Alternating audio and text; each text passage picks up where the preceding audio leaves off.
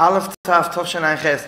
Baruch Mabon Mishem Mishem English Torah, like to welcome the entire Kosher the Yeshivas Ben as Manim in all the neighborhoods, and there's thousands of people on the phone listening. So tremendous Zika Rabbi, whoever wants to have a very big source of sponsoring a share, please call English Torah at 718-851-8651.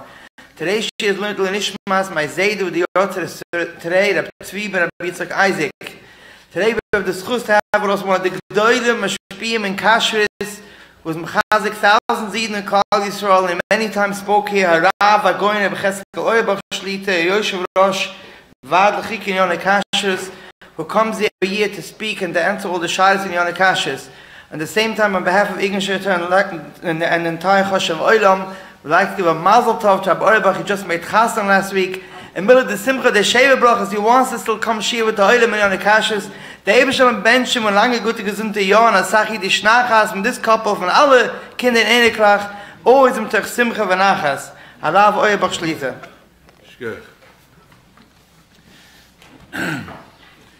We know we're always very, very, very careful about kashrus, because even more than other things, a yid zal ogi hitten werden from chas v'shalom any avera, but from kashrus befrat, because there's an inyan that's called timtum alev. We don't understand what it means, but we know that it sounds very serious. Here is why it's serious.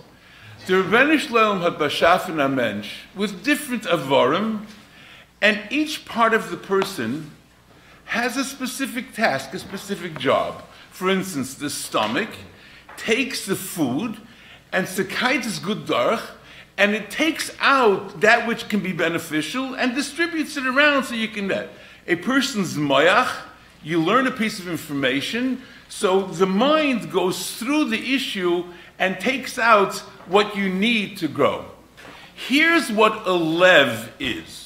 Moshe Rabbeinu was addressing Klal Yisrael at the end of the Dur HaMidbar, and he says like this: "V'loi nosan Hashem lochem lev ladas." The Rebbeinu Shalom hat nicht gegeben a lev zu verstehen. What does it mean, lev ladas? Sagt Rashi, "Loi nosan Hashem lochem lev ladas lahakir es chazdei Hakadosh Baruch Hu doveg boy."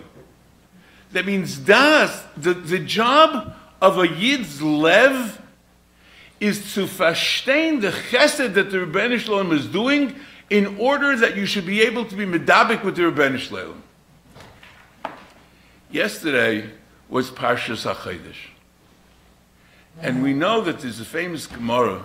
The Gemara says that Rabbi Yechezkel ben Aruch, Rabbi Yechezkel ben Aruch was, first of all, Mekhanet Zog and Stam Atana, because it's brought down on this farm that any Tana that's mentioned by name in the Mishnah had bekoich b'mechayim mesim with his tefillas. So it's not even shaykh that we should have the gupel with was das to essen to understand was heißt das Atana. And Rabbi Yechezkel had 5 Talmidim, and the Mishnah says that if you put all the Chachamim and Klal Yisrael on one side and Rabbi Yechezkel ben Aruch on the other side, volte ze ibegevek. So this is Rabbi Yechezkel ben Aruch.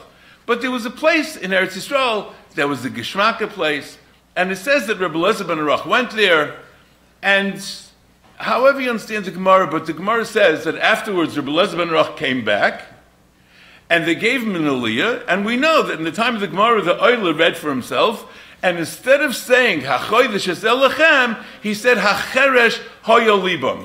This is nitzah verstehen. It doesn't mean that he couldn't tell the difference between a Reish and a Dalet. Was meint es? Was meint my father's Zechariah V'Racha said pshat like this. He says that a person's lev has to be in a state of his chadshus. Rav Hirsch says that the reason, right, Rashi starts off, the very first Rashi, the erste Ausblick von Rashi is Amr of Yitzchak, who they say is talking about his father. The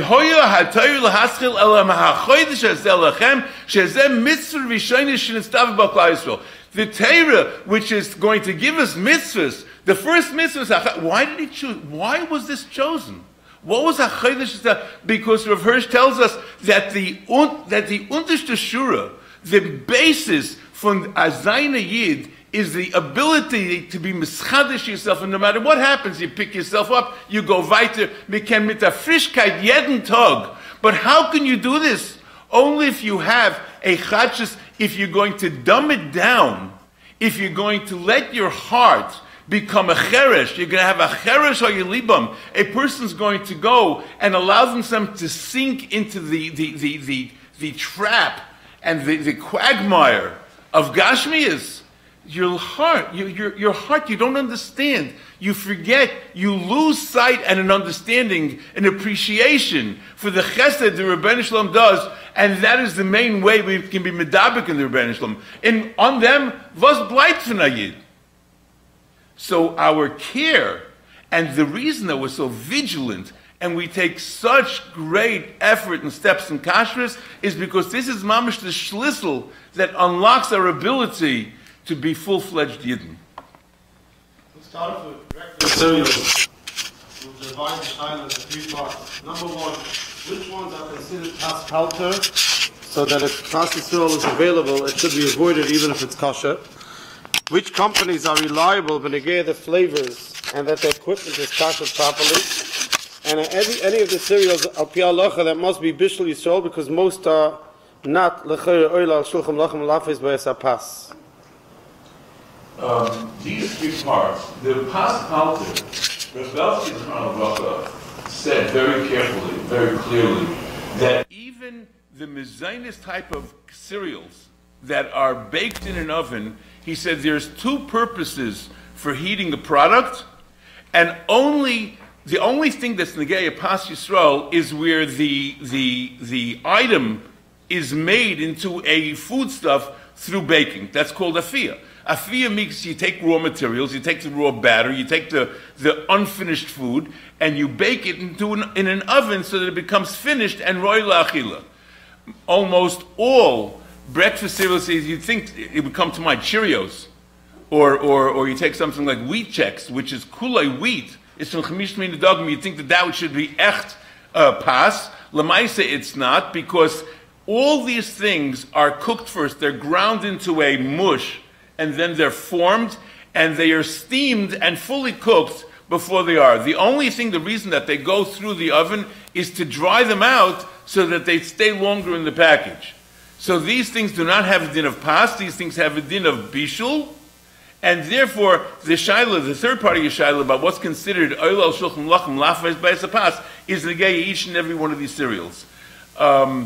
Rav Hankin Zechon has clearly, in his Eitzes Yisrael, he lays down clearly that none of them are lafes b'es pas, and therefore Rav Hankin said, Rav Breuer Zechon held like that also, that none of these breakfast cereals are going to be oil shulchan lachem. L'uma zeh, I think we mentioned it once before, it's kedai to demon it again. Rav Schwab had the following uvzu with the Chazaynish. He was talking not about breakfast cereals, he was talking about sardines, about canned sardines, about Bishul Yisrael and sardines. So Rav Schwab asked the Chazaynish about these little sardines, sprats he was talking about, and the Chazaynish said that it's Eilol Shulchan Lachem. Rav Schwab said it's mamish, a mugger, it's a type of a food a regular person don't even give to your friends. Certainly not going to give it to Melachim. So the Chazanish answered the following piskim. Rav Schwab quoting Zag says, the Queen of England eats these sprats for breakfast, which is a pella. A pella that's the application of Elo Shulchan Lachem in the way that is commonly applied. The das of Rav Peskim are that Oil Shulchan Lachem doesn't mean that if somebody that's wearing a crown on their head eats it at any time, then when they're watching the football game, they'll say Oil Shulchan Lachem. But just Lehevi Yadei, the Chazanish was chayshif such a shita. Most poskim hold that if it's not eaten, if it's tam, if it's a breakfast cereal, none of these things would be negeya bishul akum. On the other end of the spectrum, if those people that would be there is a shita, a difficult shita. The Bach talks about it already. It's right in the beginning in Kuf Yud Gimel, where it talks about Pas Palter, where it talks about. I'll just tell you the Mechaber, the Beis Yosef, and you'll understand where it falls in. When right in the beginning of Hilchas Pas and Pas Yisrael and Pas Palter, it says, and the Ramah brings it down. He says that if you have Pas Eirez and Duchen, yeah, that it's not from the Chemish Mini Dagon, so therefore it's not part of Pas, But he says that if you have a min of oirez that is made in a way that's a bakavidik way presentation, and that past oirez would be oil shulchan lachim, so you have to be chayshish for bishul akum. So obviously it's mashma that min oirez is either oil or not, depending on how you prepare it. That means, if you make it into a nice gishmak, presentable bread, so then it's a question of bishul. And if it's tam, a gemeine piece of bread, it's rice, look at it, so it's machtis nitoist. So this is until you deal with this Ramah, and Rabbi Yechezkel talks about this also, it's very difficult to understand how those people say that if something has if anything in this type of product is made in shulchan lachim, so the entire product il mashal. I mean, the most applicable of it is potato chips. Potato chips, less mandapolig, is that you're not going to put potato chips on a shulchan lachim. But there are those that say that since potatoes can be made into a more chashuv a meichel, so therefore any presentation of potatoes are also subject to this. The Ramah would seem not like that. So therefore, if you're going to be chayshish, again, this is not mainstream, and there are many sheets that hold not like that, but this is why it comes up that people say that they're going to be makbid, even though less mandapolig, or almost less mandapolig, most Rav Binyan, hold it's not el shulchan lachim, nonetheless, still, some people wouldn't be makbid on it, then you have to make sure that you're using a hashgacha was versteht good how you turn on the machine. Because these machines are huge. It's a whole factory. And it's not a little shissel like you have in your house and you make porridge.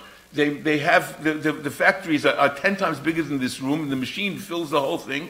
And if they tell you, here, push the rabbi, push this button, and it starts a conveyor somewhere maybe, but if you don't understand the machine, so it's not, you're not going to accomplish anything, because the bishul aspect of the machine is what you have to turn on. So it's very important that if you're going to be makbid, if a person is going to accept on themselves this chumrah, they should make sure that they deal with a hechsher that will be knowledgeable in how to make sure that that is done. Or there are obviously certain companies that have their products made that don't need kashering with special bistro, like for instance, many of the places that are getting from Eretz Yisrael under the bedats, these obviously have full-time hashgachas that are very knowledgeable in the entire geschäft.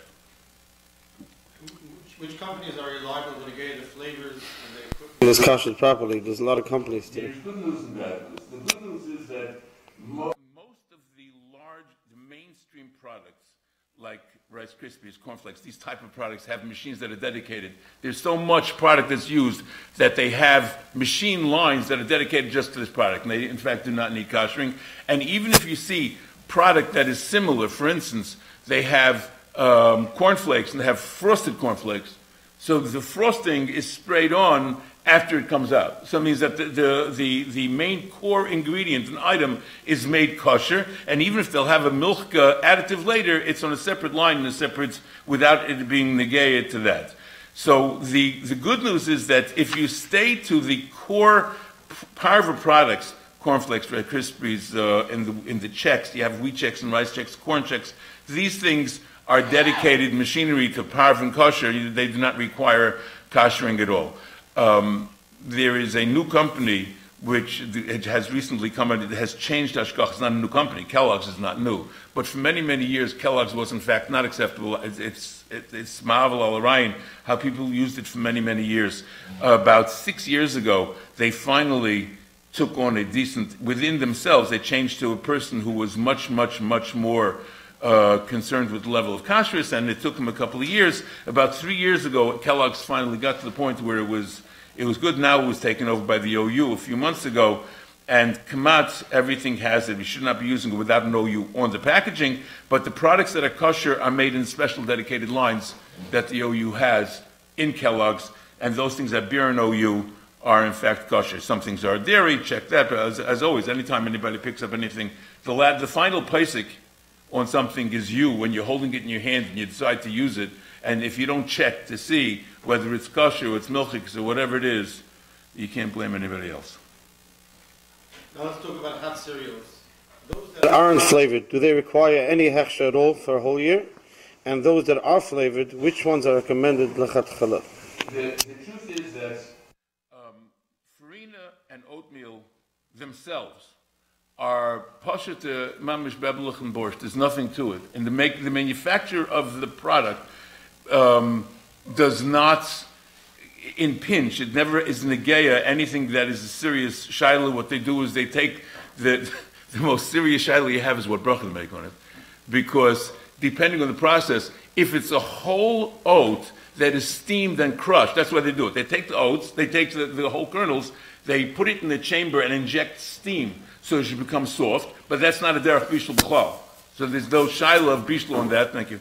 That you have the bishul with the softening process, then they put it through a roller that crushes it down, then it gets dry. So the only real shaila you have is if it has a din of kloyos, or whether it has a din of mezainis. No, it's if it's niskalef, depending on the process, if you separate out in the kernel and you break it apart and take out part of the protein, so then it already it's considered a processed kernel, and the din would be mezainis. If all it is just a whole kernel and it's just crushed and it never loses that, then it has a din of ha'adama.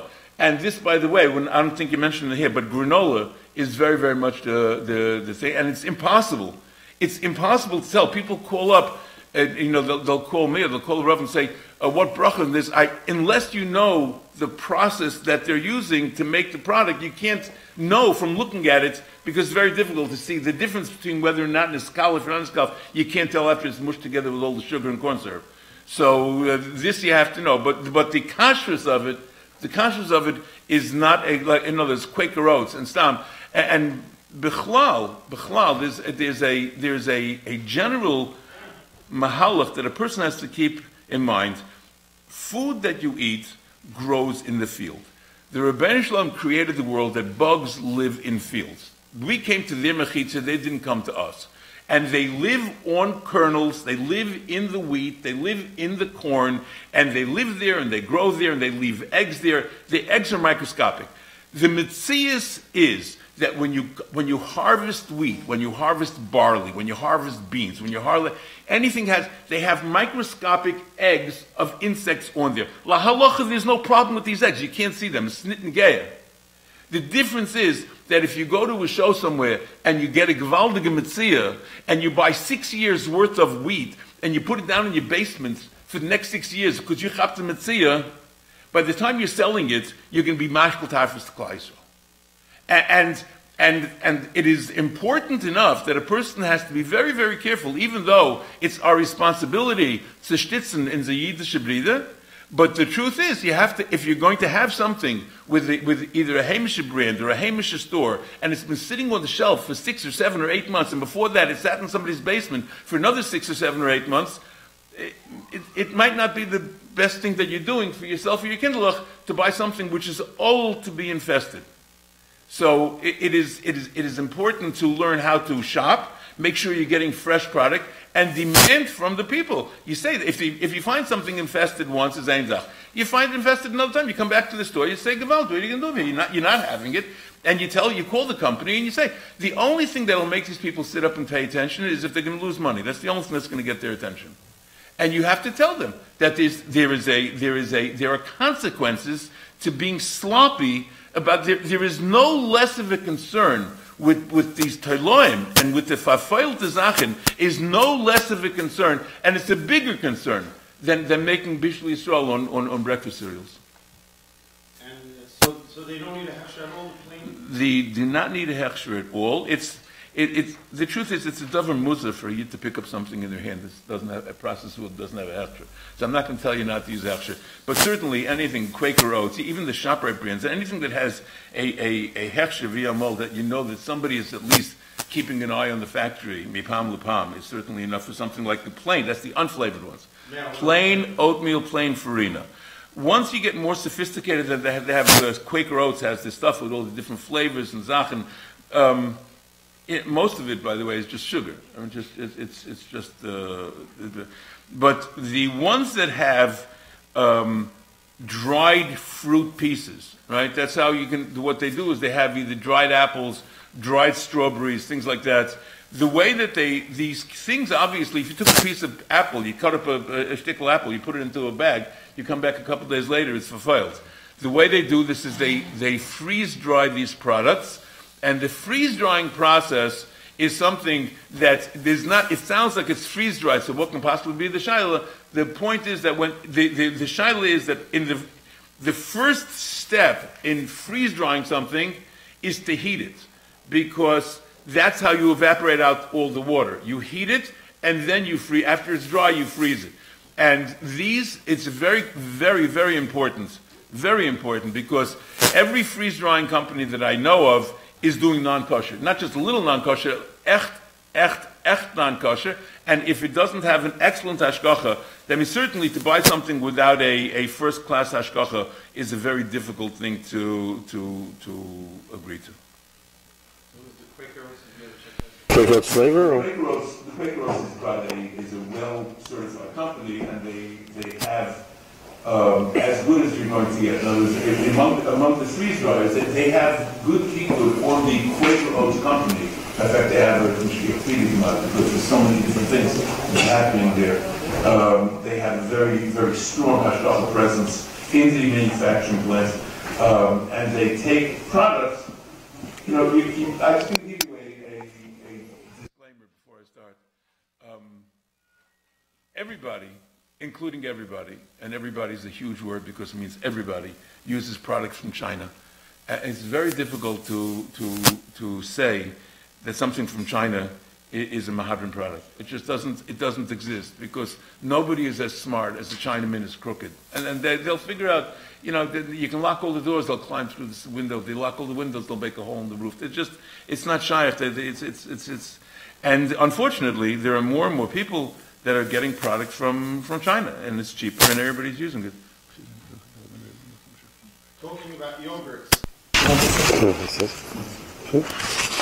The Baruch Hashem, a big variety of good quality Chalav Yisrael yogurts. However, some Achsherim allow whole berries, and others are more careful, allowing only totally pureed and blended berries in their yogurts. Others don't even let that; they only let the juice in. Is it much more preferable to use the ones that don't have berries in them? The evidence is that there is a whole schmooze about infestation and what's considered infestation, what's considered faverimta, what's considered, you know, even within, I'm not talking about people, I'm sitting over arbis and beer by Shalom Zochen. It's a milchemes ha'tayra of what's considered, and just push it on the broadest outlines. Everybody agrees that something that's not near le'enayim has no halachic reality. Not you don't need this chashuv. It doesn't exist. Al pi halacha, if you can't see something, it doesn't exist. Because if that wouldn't be true, you couldn't do anything, because everything has bacteria. And if you can say that you can't return a schlangen, a balchai, what are you talking about? Everything has a balchai. Bacteria is a balchai, right? It's part of a rava. Everything is elowat, something that you can't see. Al pi halacha, nitna teil malchei asharis. Rabbi Shalom doesn't expect to walk around microscopes. So therefore, if you can see it, you have to be nizr. If you can't see it, seeing it. Now, what's called not seeing it? You can't just take off your glass and say, "Oh, yeah, I can't see it." That's not. And you can't just say, I was never trained to look, but I'm going to look at it in the stomach and see it. That's not true. But l'maisa, the Torah, halacha is very, very technical, but not bechlal technological. It means you don't need the instrumentation, you don't need all these things. But there are technical metzias of what's considered. And here's where we get into a serious machlekes. If, let's say, you see a dot, you see something. And you're sitting and looking, and it looks just like a piece of dirt. It looks like a discoloration. You can't see it. You can't tell. With your fleshig eigen, you can't tell what this is. What is that? So there's a big tail of achrayim that hold. If you can't tell, you just go home. You go home and eat it. Have a shalom. There are those that say no. Once you can see it, so then when does it say you don't need a microscope? Is when you can't see it. But if you can see it, then you have to go see what it is. Which, granted, by the way, is very difficult to understand, because the Rashba didn't have a microscope, the Rambam didn't have a microscope, nobody had a microscope. So what is it? See, Shmai, you're good. But L'maisa, Klal Yisrael, it's not shayach. It's not shayach. You know, people come away from these mevuchas thinking that Chas v'Shalom, the Torah is like an obstacle course. You know, where can you get chapped next? What are you going to fall in? And you go through your whole life. What did I do today? And it's not shy. It's not shaykh that the Rebbeinu Shalom created a world where everywhere you look, some of these people, you read some of this stuff and you think it's better you stay in bed and fast yourself to death because it's not shaykh to get away with this. So there are those that hold that no. Ogehitten means that if you see something, go get a microscope. There are others that hold that once you see it, you have to keep an eye on it until it's reichish. Because last month, if it's reichish, it's certain if it moves, that's a certain, right. That's what Rashi says. That's what right. Lemaisa, there are a chelik of Paiskim who hold that you have to be able to see it with your naked eye. Yeras, Nadrats, Lemaisa, if you can't tell what it is, then it isn't. Now, it sounds very nice, but what that means is that you have to be able to be trained. If you're trained to understand what something looks like and what the Metzias is, then every person has the right to look at it and see if they can see it or they cannot see it.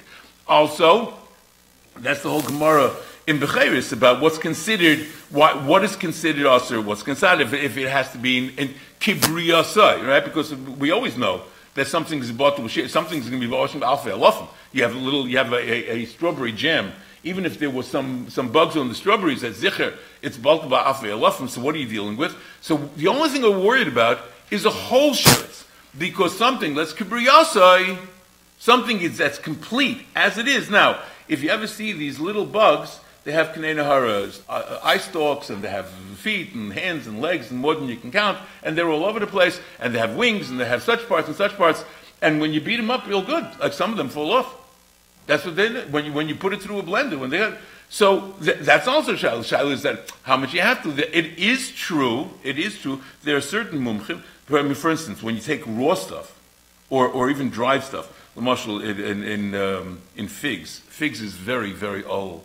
Dried figs is very old to have worms in it, and the worst part of it is that the worm. If you ever open up a fig, you see the little strands, and on the end of the strand there's like a little ball, and that's the karendlich that they are. Unfortunately, the worms in the figs look exactly like that. And I was sitting with somebody, a chaf of mine, and he sat there and he pulled out 16 worms from one fig. That was the last time I touched a fig. That was about 20 years ago. And I said, I just can't. I mean, you have fresh fig, a fresh fig. Yeah, and you have to know exactly. So I had people say, I looked and I didn't see anything. I said, okay, fine. If you hold your mumch and you look and you hold your nesigs, and then you make ha'etz, and then Yom Shaila is a nachbracha because it's from the Shiva Minute, But a person has to be very, very careful of what it is that they're looking at and how much to know. When there's a Taz like this. The Taz says that there's a svek, and this is what certain major agencies, commercial agencies, the truth is that nobody that's doing commercial size productions is checking their berries. Period. End of story. And they'll tell you they are, they wasn't, maybe they take one, maybe they take this. I don't know what they do, but it's not shaykh to check berries. Something, if you hold its muchzik, there are different dargas of infestation. There's a meat she'eina matzui. There's something that the b'chlal is not. I mean, somebody called me up. He says, "I found a worm in edamame. It's a soybean." I said, "Okay, don't eat it." I mean, we sell thousands of them. One person found it. That's where they live. It's not shy. You can't say. If you tell me I found a worm in my sefer, in my Gemara, okay, well, that's really unusual. Because usually you don't. Because it is bookworms, but fine. You say you found it in an edamame, okay, but that doesn't make a shaila, because there are hundreds of thousands of pounds being sold, and nobody sees a shaila. One time it happened, that doesn't make a shaila. Then there's a miyat she'eina matzui, which is, mipam lepam, you hear it, not? And then you have a miyat matzui, and then you have muchzik b'tilam. Something that's muchzik b'tilam, you may not touch until you check it. If, let's say, you hold that raspberries are muchzik b'tilam, or you hold that strawberries are muchzik b'teloim, the halacha is you cannot use this until either you check them all or you clean them all. You can't. It's muchzik b'teloim. It's just like a behemoth is becheskas einish zvuach. It's einish shachot until you know the you have to do a ma'aser to make it acceptable as a kosher product. So a product, a strawberry or a raspberry that is muchzik b'teloim is like a lebedika chicken. It's muchzik, that it's not kosher. It's not available for kosher consumption. You have to do something to it. So the Taz says that there's a svek if you cook something. Once you heat it and you treat it, it's a svek Suffolk if it was there or not, because even if it's muchzik, it's not oy suffolk. Muchzik just means you have to go check it out. Right? So it's a suffolk it was there, right? And even if your tiny was there, maybe the cooking and the processing and the blending and the cutting, if it would have been there, it's no longer a barrier. Fine, then it's bottle. Fine. So that's what they're Saimachon. That means if you pick up an item with a jar of Smucker's strawberry preserves or something like that, what they're Saimachon is this Taz. There are people, if there are some that don't want to get involved in this. Mahadrin yogurt, I know, is not using whole strawberries, not using strawberries, they use different jam. The square stuff, they use the apple mush. And after you make when you make apple juice, yeah, what do you do with all the apples? You have mush. So you throw it out, feed it to cows, or you figure out what to do with this. They figured out what to do with it. They take the apple mush, and they take strawberry flavor, and they mix it up, because when you're eating a yogurt, yeah, it's a maltazach, and it doesn't make a difference to you what it is. Real strawberry, not real strawberry. You want to have something that sells a spirin via strawberry, so that's what they do. They put in apples, crushed up apples, and they put in strawberry flavor in the house to good. So, in fact, if a person wants to be chayshish for that, there are mahadrin and the other stuff with the skvera hechsherim that do not use those, strawberries b'chlal. There are other hechsherim that are saimich on, either they say that they check them, or they are saimich probably on the Taz, because l'maisa, any of these things by the time you get them have been milled, have been ground, have been cooked. The cooking process itself is enough there's got a very interesting dion, because when you cook a bug, when you heat it, the insides, the gederim, tzigang, and they come out. So the shaila is, when it says it has to be ois beria, does it have to actually lose a leg? That means you have to take each of them and look and see whether they have all 8 legs or 12 legs, or however many legs. Or if you know that when you cooked it, it dissolved the insides, if that's enough to be considered that it's not a beria. But l'maisa, that's what people are. If you're going to be makpid on being concerned that you want only products of things like berries that are checked, do not eat anything. What about those jams and jellies that they say spreadable on them? And also, what about the whole fruit ices? The jellies that are spreadable is just more processed. I mean, they have more fruit, and they grind it, and they, instead of, the difference between jelly and jam, jelly and preserves. The jelly really is just a faglivita piece of sugar. It's corn syrup and flavor, and they'll have some juice of strawberries if it's strawberry jam, and they just faglive it with various coagulants, and then you can smear it. If you have a jelly or a preserve, it actually has whole pieces of product in it, and that's where you run into your problems. Because if you have the whole pieces, that's where they schlep along. Because once you get the juice is filtered. You're not going to have a barrier in the juice. The whole thing would be in the whole. But the spreadable is even more of that, but it's more fine on the ground. So if you're going to be signing from the grinding, you have even more of a side for using the spreadable. When they get peanut butter, what is the mile of the good Hamisha hashgachas over the other brands? And are all national hashgachas enough for peanut butter, or peanut butter sometimes has ingredients which should be avoided? There are two types of peanut butter. There is a plain, like Skippy, stuff like that, which has in it, the mitzias is that when you grind up something that has very high fat content, like peanuts have like a 30% oil, 20-something% oil. So that means when you grind up a peanut, that's how you make peanut butter, or any of these nut butters have almond butters and cashew butters. The mitzias is that when you grind up something that has a very high oil content and you let it sit, the mitzias is that the oil will separate and it'll rise to the top, and you're going to end up with the product with a layer of oil on top. And l'maisa is not gishmak. It happens to be the least processed way of having it. So if a person doesn't want to have processed product, if a person doesn't want to have things with ingredients and shvarziyar, the best thing to do is you have these health butters that are literally just ground nuts, and you're not going to run into any kind of problems with those. As a matter of fact, if you see a jar with separated, that benigay kashrus, that's a mile. because in order to, people don't like to see this, because if you're going to come, you're going to give it to your kid to go make a peanut butter sandwich, and they look at it, something's kantam. So they can spill the oil out, they can do all kinds of things. So you have to put in a binder. It's called an emulsifier. That means that you have to put in a chemical that will keep the oil bound to the pieces so that it should stay the way it is when you first grind it. Now, these emulsifiers are made from fats.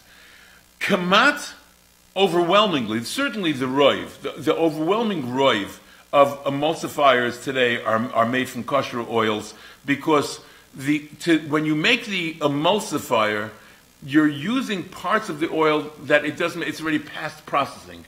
You're going to use the fatty acids when you split the oil. Here's the mitzvah. All oil is made up of 3 or 4 different parts. You have the oil phase, you have something called sweet water, and you have something called glycerin and something called fatty acids. That's the way all oils can be broken down.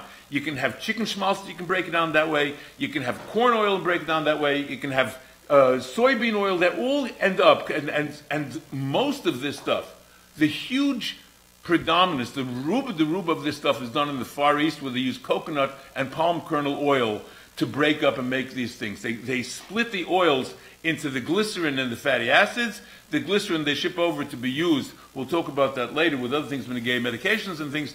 The fatty acids that are processed to make emulsifiers, most of them are coming from totally kosher companies in the Far East. There are some in the United States that still make them. There are 2 huge plants in the United States under the OU that also manufacture non-kosher products, because they use emulsifiers not in food grade, but for cleaning other items like that. But b'derech klal, if you have a lot of the things that you're concerned about with hechsherim, you don't have mashgiach tmidi.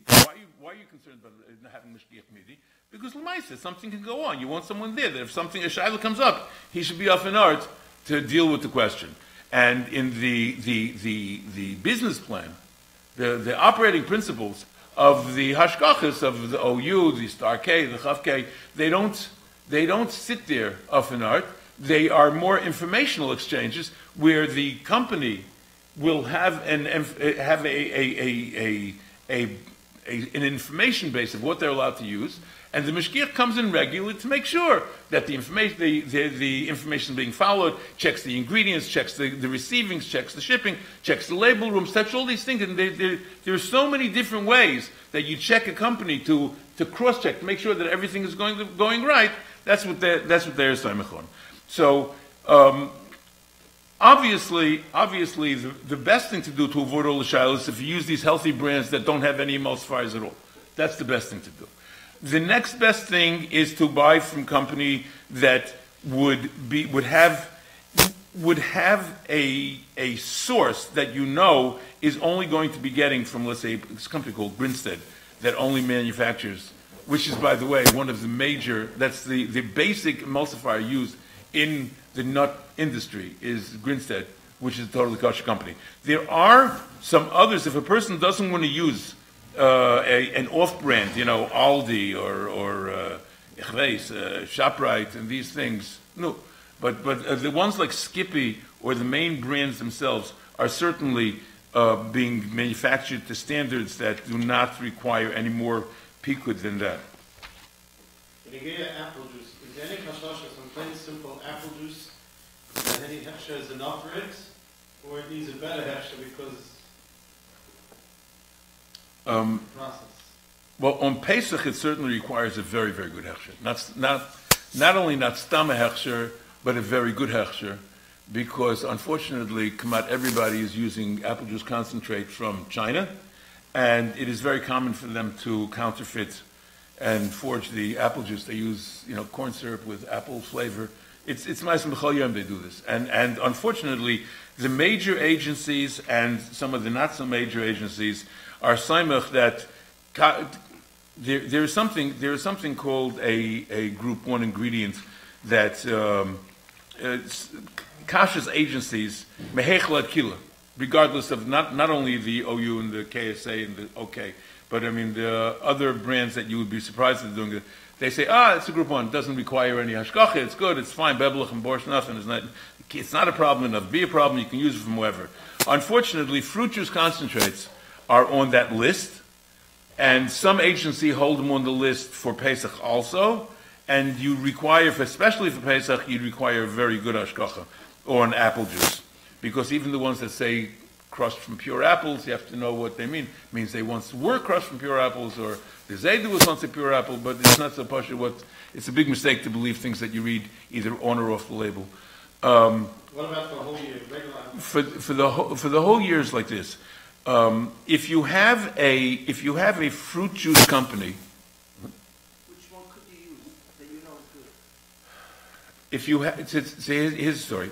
Just remind what the concerns are, and then we'll get to that. If you have a fruit juice company, which is dedicated only to juice, because everything you're going to put on the shelf, not refrigerated, has to be pasteurized, or else it's going to go bad. That's just the way it works. Milk has to be pasteurized, because even if you keep it refrigerated, it'll still go bad. So therefore, now, by the way, if you ever want to, it's time you should know that milk, this is the idea that every person that's Makna Chol Yisrael that ever lost money because the milk went sour, here's what you should know, and here's who you should hold responsible. The Metzias, the way the Rebbeinu Shalom created the world, is that if you take milk and you milk it and you chill it immediately and you keep it chilled, you put it through the pasteurizer and you chill it, has a 30-day shelf life. That means that if milk is handled responsibly, it should last in your refrigerator for 30 days. If your Chol Yisrael is going sour before 30 days, it's because they don't care about you, they only care about your money. If you can buy Seal Test, is Seal Test still in business?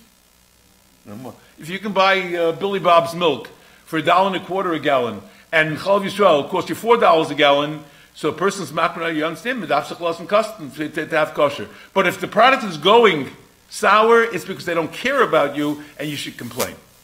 But the point is that dairy companies all have these hugely expensive pasteurizers because they have to do it to pasteurize the milk. Now, pasteurizers are incredibly efficient machines, and they can usually, no matter how much milk they're processing, they can do hundreds of thousands of pounds of milk a day in an hour or two. And that means they spend $4 billion on this huge pasteurizer and all the holding tanks, and they're done in 2 hours. So what are they going to do with it the rest of the day? So that's why if you ever go and you go shopping and you see that the companies that make milk also manufacture juice. Because the way you pasteurize milk is using and fill milk bottles is exactly identical to milk. So it's the machine is standing Ladek anyways, so you might as well use it for this. So that's why they all use that. So if you have a well-certified company, like a company like Dvash, where you have a responsible hechsher on the milk, so when they kosher, they will run the fruit juices first, and then they'll clean it out and run the milk.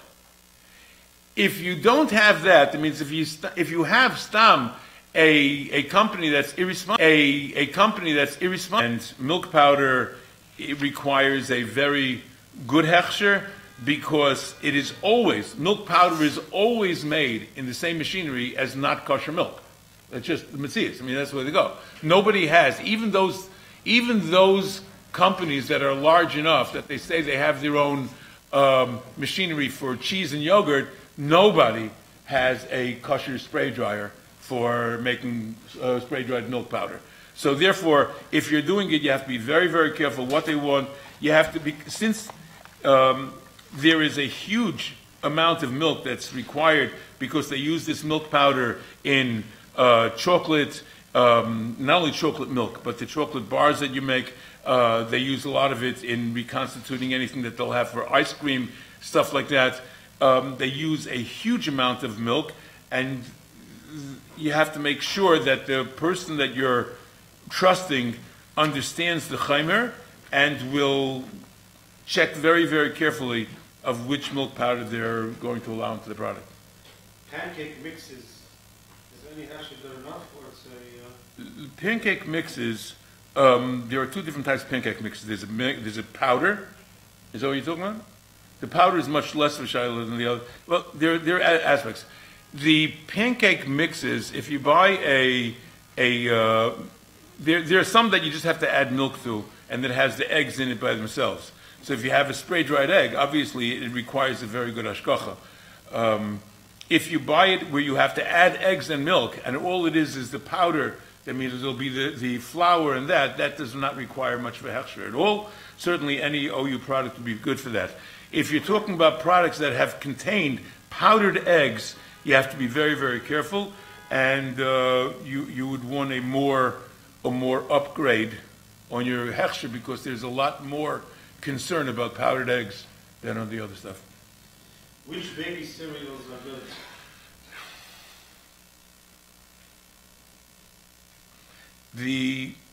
The OU has in beechnut. I don't know Gerber's. I've never spoken to that. Beechnut I've gone through many times with the Rav Machsher, and the way that the OU works is there's a number of different levels. You have obviously administration, then you have each company has an RC that deals with it, and under that is the mashgiach in the field. I've spent a lot of time specifically on beechnut, because we carry it in FPGS, speaking about the aspect of the kashrus, because all these companies make not kosher product also, which is a milah, by the way. It's a milah that they make regularly not kosher. Because Marshall Beechnut, if somebody comes and says, I need applesauce, I say, fine, you'll wait. Because every Sunday, Monday, and Tuesday we make kosher, and Wednesday we make treif, so you'll wait. Yeah, you need it? Okay, wait 3 days, it'll be done. If you come to another company that doesn't do treif, or you don't know when they're doing treif, you don't know yet kosher, not kosher, so they'll stop in the middle, you don't know what they're going to do if they take it to order. So when you have a company like Beechnut, where you have eingestellte systems, where they have a sequence of what they do kosher, and then they do milchiks, and then they do not kosher, and then they kosher, so at least you know how to keep track of it, you know how to do it, and you have a mashgiach that's not only eingewohnt in this particular company, but he's malumid in working with the company and making sure that each aspect of the kosher program is being adhered to. There is another mile, aside from the fact that they kosher regularly, so there's a certain comfort level of knowing what the sequence is. There's yesh laden. It's very difficult. It's very difficult. First of all, it's difficult to assume that you need, if you ever ate baby cereal, that it's ayol shochem lachem. There's not it's not something that you generally are going to eat. But even if you're going to be makna on Bishul Yisrael, the way the OU deals with that is they have all these stuff it's not done on a stove. It's done with steam, and the steam generator is turned on by a yid. So there's yesh laden. Is that enough to be considered? Is that considered eshed? There's a Ramah. The Ramah says that there are two ways to make Bishul Yisrael. Obviously, the Beis Yosef Bishul Yisrael, where the Yid actually cooks it, Shalom Yisrael. But the Ramah says that if you have Esha Shel Yisrael, where the Yid just turns on the fire, that's enough. And then the Ramah says also that since it's Hakei B'Alma, if you know that the ingredients are kosher, so it's also heker, you have to make that the fire should have a heker in it that is Esha Shel Yisrael. So if you light Esha, make Esha Shel Yisrael, the Ramah says that is also sufficient to make it. So they turn on the boiler, and every time they use it downstream, they say that that's Bishul Yisrael. There's yesh laden on that, but this is a shiloh for individual poskim. If this is the Mitzvah, you can ask the Rav, your Rav. That's enough.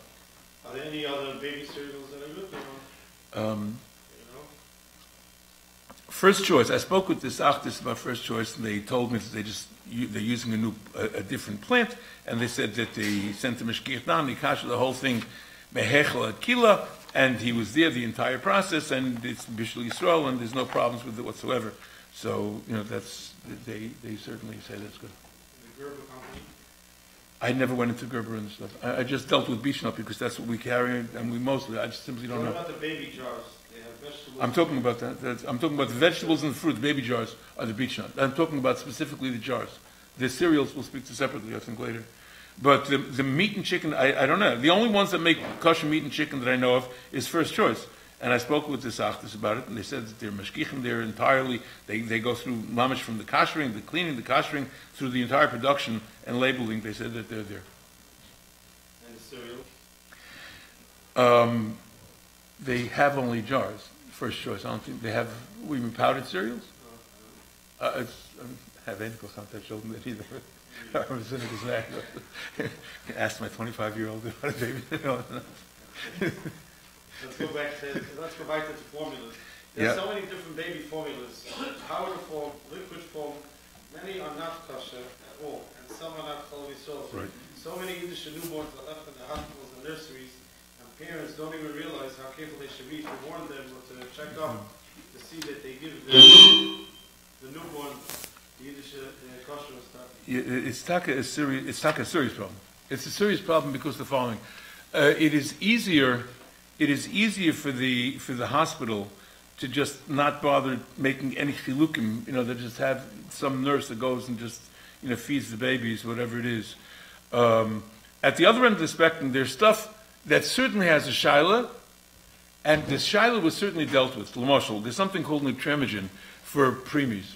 This is the most common shaila that I get with formulas is Nutramigen is a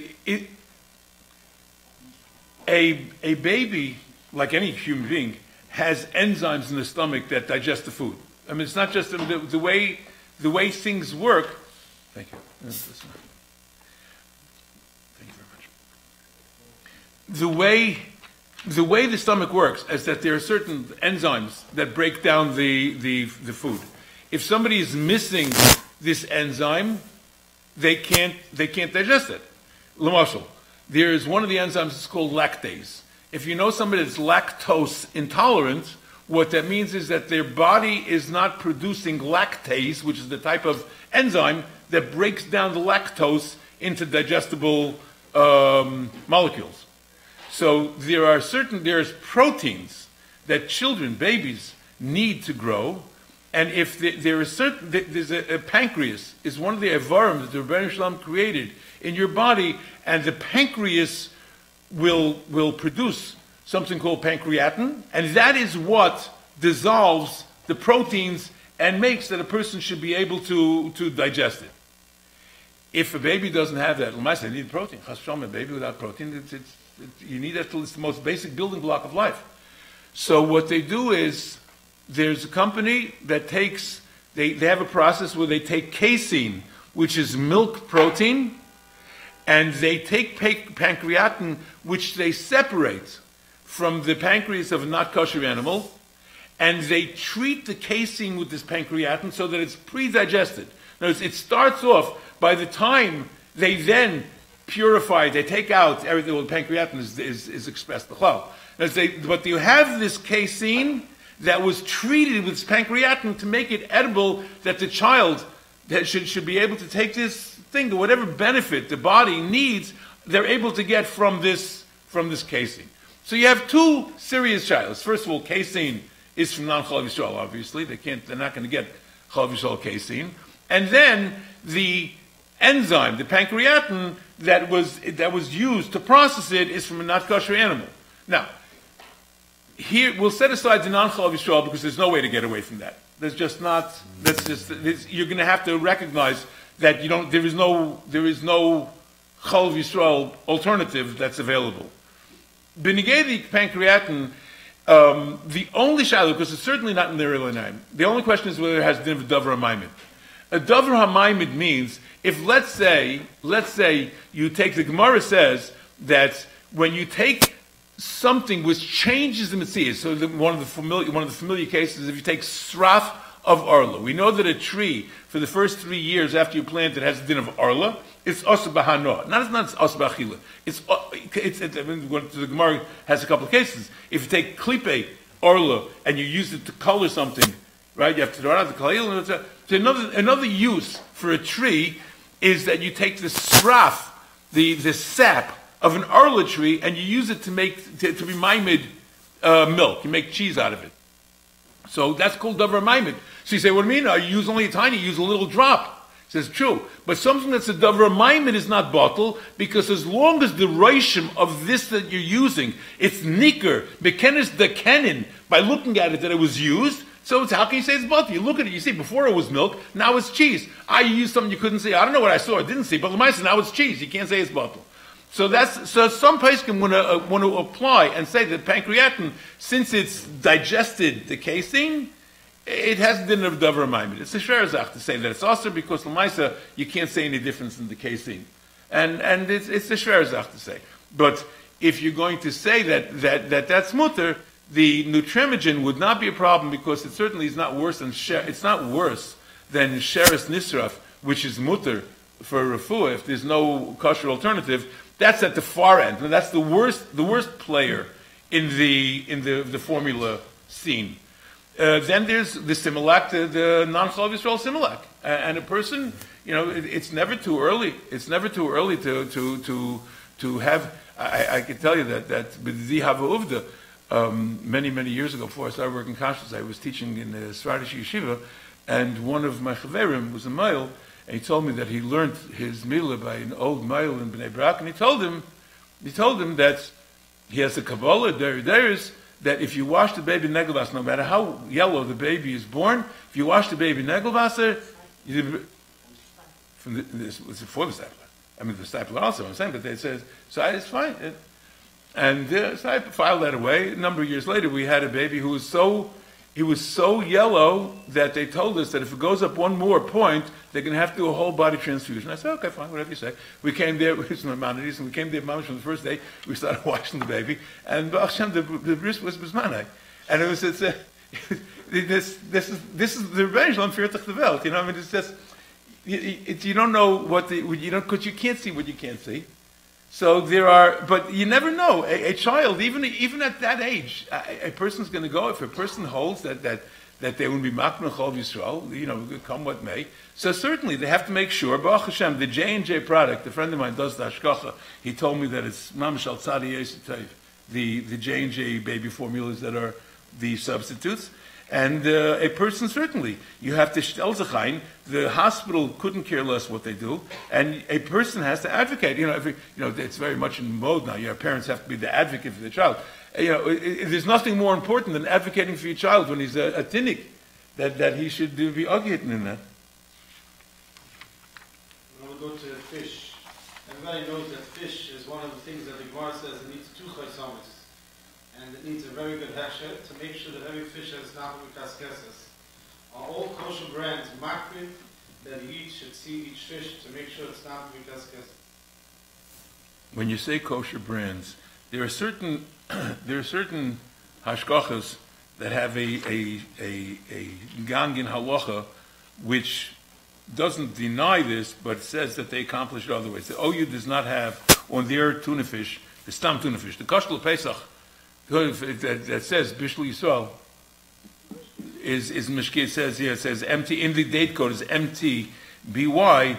The Mishkiach Tmid, the Bishul Yisrael, in fact, does have a Mishkiach Tmid there, and it is Bishul Yisrael. And some people, the ShopRite brand, for instance, they used to. I don't know if it is this year. You have to check it.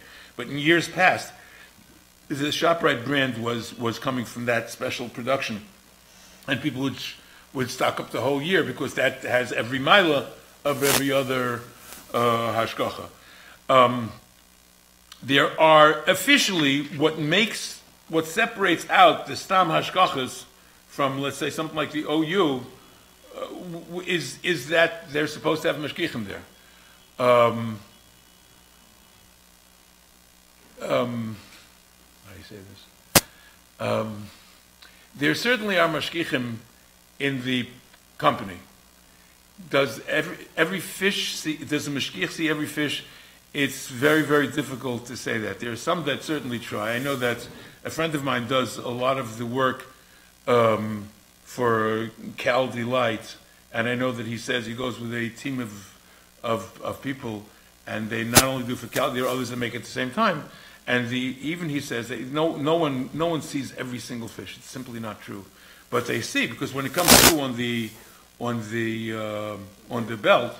On the belt, they're standing there, and the emes is that if you have a guy who's einayim pikuchos, you see from the tzur of the fish. And even if you don't look at every single fish, but if you know that the fish that's shaped like this has snapping ilamash, like Rabbi Yechezkel Auerbach said about the color of the salmon. So without even getting into that, but certainly if you know that this fish, a skipjack, is shaped like this, and you have these fish going by, immediately your eye will pick out something that's not that shape, and that certainly has the same din. So hopefully those hashgachas that say they have mashgiach tmid, they have mashgiachim that are there. Now it's much better because I believe because of people's complaints. They used to send one mashgiach and they would run 24 hours a day for 2 weeks. Very difficult to assume that a yid doesn't sleep in 2 weeks. The Gemara says it's not shaykh, but now they send teams and they take care of each other. Which sardines, canned salmon, or herring are careful from using fish that the intestines were not carefully cleaned up? Now I'm not talking about the anisakis that's in the basar dog. We're assuming now that the basar dog anisakis will be mutter, and if so, we have to make sure that the intestines were taken out whole in order to make sure that they don't leak out whatever is in there. The sardines that are the skinless and boneless. There's good news and bad news. The bad news is that many people eat sardines for the calcium because they want to have the bones. The problem is that when you get this, if the ones with the bones are closed, and that's where you find this thing. I mean, I've gone through this with a group of friends. We sat there and took it out. If it's infested, it's not only the anisakis, it's mamish. We opened up the stomach and you find the worms in the stomach where lahalacha, that's what it says. It says if you find the worms in the stomach, then it came from outside, and it's certainly also. So, and people take these and they eat these whole. It's very difficult. If you have from Morocco, the ones from Morocco are muchazak that they do not have anisakis in the intestines. Even if you eat whole ones, then it's not a problem. And the boss they don't even have? No. The other on seasons, even though it's not a English brand, yeah. There's a very good mashgiach in it. So his name is Oirbach. Yeah. He told me he goes down and he checks. Yeah, you know what he told me? He told me his mashgiach goes there. Every once in a while he goes and takes a couple of fish and look at them. Now you probably thought that he's doing hashgachas midas. He certainly goes down. Or he has a mashgiach that goes down, but he certainly is not looking at it. Even one that said Bishop Silva. Yeah. He's, by the way, the one that started the whole tumult in Cyprus. Right. Yeah. That's why you think that if his name is on it, probably it's Alderach Yosted. Let's go. Canned salmon. There was a run of dagim salmon, canned salmon, which they did from farmed salmon. Yeah, but they did a separate run from the ones that's just the canned salmon, which was this very, very important to know that you shouldn't just mach them Oirvek, because the ones that say wild caught, it seems that the feinschmeckers hold that wild caught is a big mila. So, and a wild caught costs much more, by the way. Just when you walk into a store, if they're selling salmon for $8, $9 a pound, it's not wild caught. That's just you can assume, even if no one's there to testify that it was farmed, they're not selling wild caught salmon for $8, $9 a pound. Herring, if you buy the fillets, if you buy there are two types of herring. The ones that are closed. So they're caught and stored in the round. That's the problem. You take the fillets, they're fillet. That would look chayra that they got rid of the intestines before they started anything else. It's interesting that you ask that because the herring happens to be on the approved list for the bedats, and somebody asked them, among fishermen, the anisakis worm, the nickname of that is called the herring worm, because the place it is most commonly found is in herring. So somebody asked the bedats, why do you have it on your list? They said that Yidden aren't going to listen to them not eating herring anyway. So what's the use of putting it on the list? Is there any way to get herring without anisakis? I believe the Rav said that the anisakis is not something we're going to answer. If you want to buy your own herring and pickle it, check it out yourself. That's the only way you're going to avoid it is by making it yourself at home. Nobody else it simply can't. I mean, you're talking about the volume. They can't check it. Besides the infestation inside the fish, there are sometimes worms that attach themselves to the outside of the fish. Does rinsing the slice help? No. Those things they have teeth. When they're stuck to them, it's like glue. You can remove them one by one. They cannot be washed off. Like l'mashal, there's something called sea lice that sometimes salmon will have it on the outside of the head. And if you're getting a bad batch, it's just nothing you can do about it. I mean, you have to literally sit there with a knife and pick them off one at a time. But other than... What? They don't come on the body also? Usually you don't get the skin on the body. But that they... But that's the David Harris announced a few times that the heads of salmon need to be checked from insects. Exactly how does one need to be checked? Okay, there are two things that you're looking at when you're dealing with the head of a fish. One is that there's on the outside, it's stuck, it's zugeklept, to the outside of the head, is you have insects, and these have to be removed, physically removed. There is also a concern that they might have, this is more of a question by carp than it is by salmon, but once you're checking it, these insects also, their gills, the way that when you look at the head of the fish, on each side, there's something called the gill. That's a flap that opens up that allows the water to flow through, because the gill, the way the Rebbe created it, the gill is what extracts the oxygen from the water. That's how anything that's breathing needs oxygen. It's not the people that need oxygen. Fish also need oxygen, but they take their oxygen out of the water, and the machine that removes the oxygen from the water is called the gills. So that, when the water passes through and goes out through the gills, that is where the insects will have their makom knisa, so that you have to open up. You open up the mouth and the gill, and you rip out this like a feathery type of material there. You rip all that out, and that if there's anything there, they'll come out with that. Like by mushrooms. Like by open skin mushrooms, like that in Portobello. And on the outside of besides the mouth and the gills, there's no... I have not seen okay. It. Okay, edible flowers, which a lot of people use by the simchas, are they recommended, or they're easy or complicated to check? Recommended to me also that I can't have a low-key class.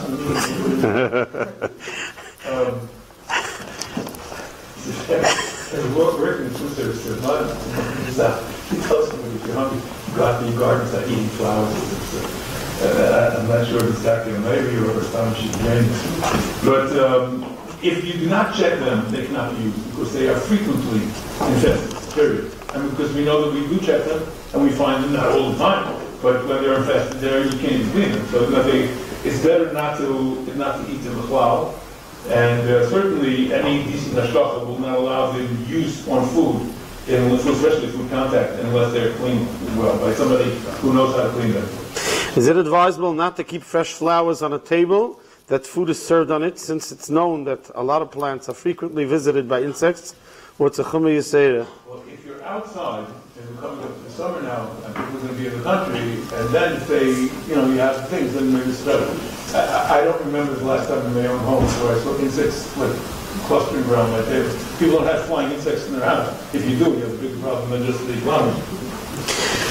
Which nut? I've heard of it, I've never seen it, I've never spoken to anybody who has found this to be a legitimate problem.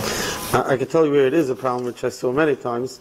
In the summer, if you go to the country and you have sforim, the sforim do contain a lot of book lice, and they jump, mamash that you can't even catch them, and they can jump into food. The sforim that leaves it over the hood. Right. Yeah. And they can jump into the food. If you use sforim in camp or bungalow colonies, you have to be very, very careful not to use them next to food. Also, by the way, if somebody has a hobby of collecting old sforim, and doesn't want to sit in the shop, but also wants to use them, old sforim will gather book lice. And that's really a problem. Which nut companies, besides the Hamisha, that some of them take advantage of us and they sell us poor quality, not fresh, which not only doesn't taste good, but posts a much bigger chashash of teloim too. Which nut companies that are brands that are not Hamisha are good lechatchila? I mentioned before, I'll say it again. The single most important thing to do to avoid teloim is to buy fresh products, period. It is a much bigger concern of teloim than it is of the contents of roasted nuts. It's 1,000 times out of 1,000. A fresh OU quality nut will be more preferable to any Hamish brand that's been sitting in somebody's garage for 6 months. There's no question about that. A company like a Diamond or any of these that start off with good quality products and treat it well, they first of all they fumigate it and they pasteurize it It isn't that pasteurized, don't confuse it with the others. But they pasteurize it, they fumigate it, and they will roast it and get it out into the market quickly. It's much more preferred to another brand that you have no idea how old it is and how long it's been sitting there. So as long as if you go to Costco, it's only upside in the Yiddish Parnassa. But if you're worried about if you have a large family and if you're doing this healthy stuff, you want to give them nuts and these type of things instead of junk food, and you can go buy a bag of Kirkland almonds like this for the same price as there's no question that you buy Kirkland is preferable. You're talking about even the roasted, dry roast, any roast? Dry roasted, yeah. What other brands are good? Roasted and dry roasted?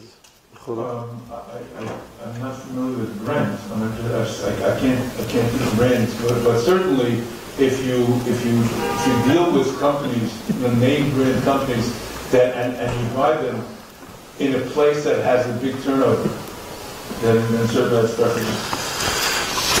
Even using a Yiddish caterer in a whole, we need great siyata d'shmaya not to be nechshel in any problems with foods or drinks.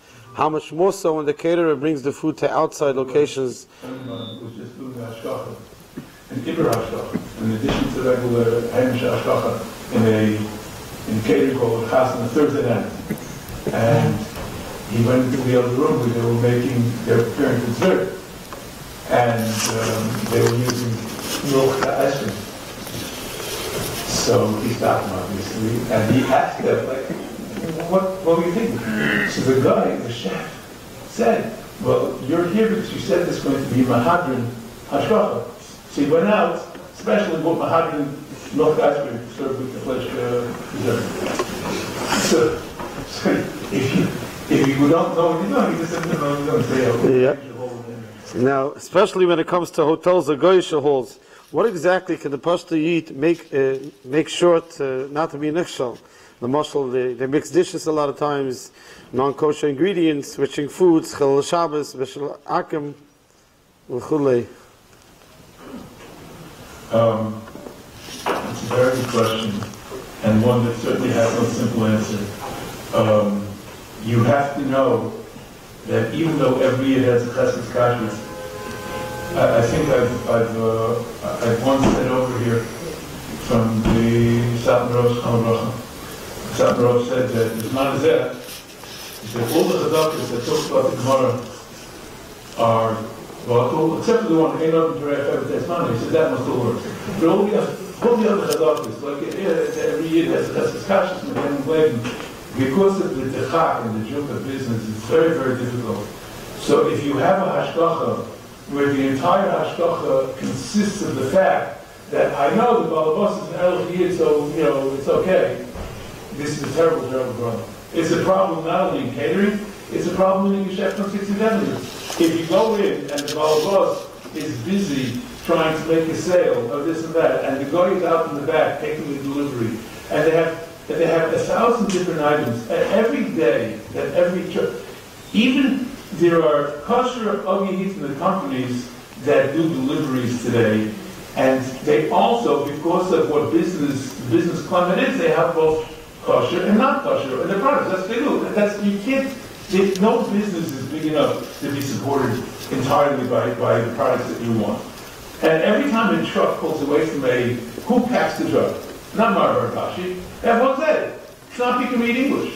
Forget about the and it takes it takes some of this, that. I'm not talking about such a house, Yosh and Chodesh, this, that. I'm talking about having whether or not he sees a shortening. Yeah, it's shortening, this shortening, that shortening. You can have a kosher shortening, it has no you, but it's a dairy product. And you want Nutella. And these things can happen every day. And you can have the most Erlich Yid in the world upstairs trying to make a sale in a bar mitzvah catering when Yaakov Shmerel is in the middle of smearing his ice cream. His mother's busy, he's smearing his ice cream into the chunk, and the balbus is smiling trying to take his Meanwhile, Jose is downstairs receiving the stuff, putting it in the stock, using the product, and it's just simply, if there's no mishkiach, there's no hashgacha. Especially in something like a commercial kitchen, where there's stuff going on, and there's always, so if there's no separate hashgacha and mashkiach, the least you can do is that Baruch Hashem, people make simchas every day, and Hakadosh Baruch Hu gives you siyat d'shmai to be able to make your simchas. So it's a jalava, a couple $100 not to have a separate mashgiach, an additional mashgiach, is not a good thing. There are Baruch Hashem capable people that are capable. Like I told you the story about my friend last week with the Yechezkel. If you wouldn't have been there, they would have served the Yechezkel until I'll get my item. If a person, the best $300 you can spend is to hire a separate mashgiach who is not a nice person, who's not going to sit there and tshach him at the top and say, oh, it's good for you, it's good for me. But it will investigate all the ingredients, the whole thing. And it doesn't make a difference. A chasna, a mitzvah, a simcha, a Yiddish simcha has to also contain the ability to go the extra a little bit. Not only in a hotel or a Goyish hall, where obviously with a kasher, to go into places where they're so irresponsible that they're going to share a kitchen with a treifa affair. And and it's coming up now to Pesach. If rules are filling into money, that people, I know there's some of these Pesach programs, literally share kitchens. At the same kitchen, you have over on one side, you have, and I'll tell you, it was last year's Shavuos, a friend of mine was called to ask, he was asked by a certain tshach to go kosher a kitchen. So he went, the kosher was not an easy job. And when he finished, he said to the guy, he says, by the way, who's going to be doing the hashgacha? He said, no, the balabas, the caterer is not getting the yids, it's fine. They were sharing the kitchen, in the same kitchen. They were making kosher trays, and on the kosher side, they would make milchiks, fleishiks, and par. All because of the balabas and erlich yid. This is shigay. Anybody that will go to a program like that doesn't even have the excuse of saying, I thought this was going to be okay. So, the first thing that people have to do is to have mashgichim who are trained. The Vina Dayan and Muncie, Diane Fisher, a number of years ago tried making such a machom to train mashgichim. I don't know what happened with it, but halavai, every simcha, every kiddush, everybody that makes should have some. I know that for a while. The Nearby told me that the places that his caterers service kiddushim and risen in Bar Park, he has a mashgiach who goes to each of them to make sure everything is done, because Shabbos is Tachman, nobody else can do, but a friend of mine was doing a job, and he told me a lot of this and that. They said, and this is in the kosher place. They had never heard the word Hagosah. They had never heard that you can't come Friday night and mix the shalom to make sure that it's bubbly and shalom. They had never heard that you can't leave, the mashgiach can't leave until the meat is locked up. That's been a busted since on the night. No, these are things that you need. People have to recognize what they don't know, and they have to be ready to cough up the money to pay a mashgiach to make sure that someone does know. We're going to talk about sushi a little bit. What type of kashrus issues can come up with the sushi itself? And I was glad to send pictures and videos from Mumchim and Eretz Yisrael that they found different types of infestation in the roasted seaweed that had either a star K or the seaweed with a KF of London. And not once, but a bunch of times. The fact that it was found in the KF of London is not surprising. That's what you expect from the Hashgacha. The star K, the fact that you found it the first time may not be surprising, but the star K is pretty good once you bring it to your attention. They try to fix it. So I'm not sure. I'm just saying. If a person finds something and he's mishnashayah with himself, look what I found, and he lets it happen again and again, and he tells his friends, but he doesn't go to the Hashgacha, it has a din of Yeruv ben Neva. Because we're dealing here, agencies are not Rishon, many of them, some of them, and they would fix it as they could. And I can tell you that Star K has in the last 2 weeks sent out 2 major alerts about Taiwan, about rice and about quinoa and stuff, and it's been brought to their attention. And they made the recall. They did a security research. So the first insight is that if you find something, you see something, say something, because it's not fair. It's not fair to assume that everything will take care of itself. The concern that you have about the teloim in the nori, those green sheets, is only if you buy very cheap quality. because I know that one of the agencies that I work with, KSA, we have one that Kisei here on the top of it, and they have very, very high quality products, and the numbers are close to pounds and pounds. And you go to companies and you simply don't find it. As a matter of fact, I was in the company, they have optical scanners that are programmed to recognize the slightest deviation in the surface. And it keeps, it spits out stuff. And I went to them, I said, what are you spitting out? They said, it's something that certainly Mishkiach will not what acid. They did it's not a good vitamin. So if you buy good quality, then you know you're going to get it. The problem is that by the time you buy sushi, if the Rav HaMachshir holds it's not a problem, and he's not knocking on it, but the Mashal is going to say that it has star K or KF, it's good enough, and he doesn't realize that can be a problem, then you have no way of knowing that.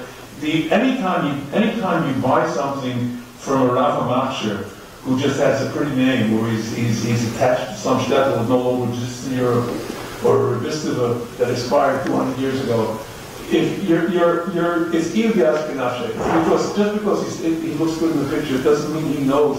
If he doesn't understand, you can stop people. I guarantee you today, you can find people who are giving out shachar on sushi, and you ask them what nori is, they'll have no idea what you're talking about.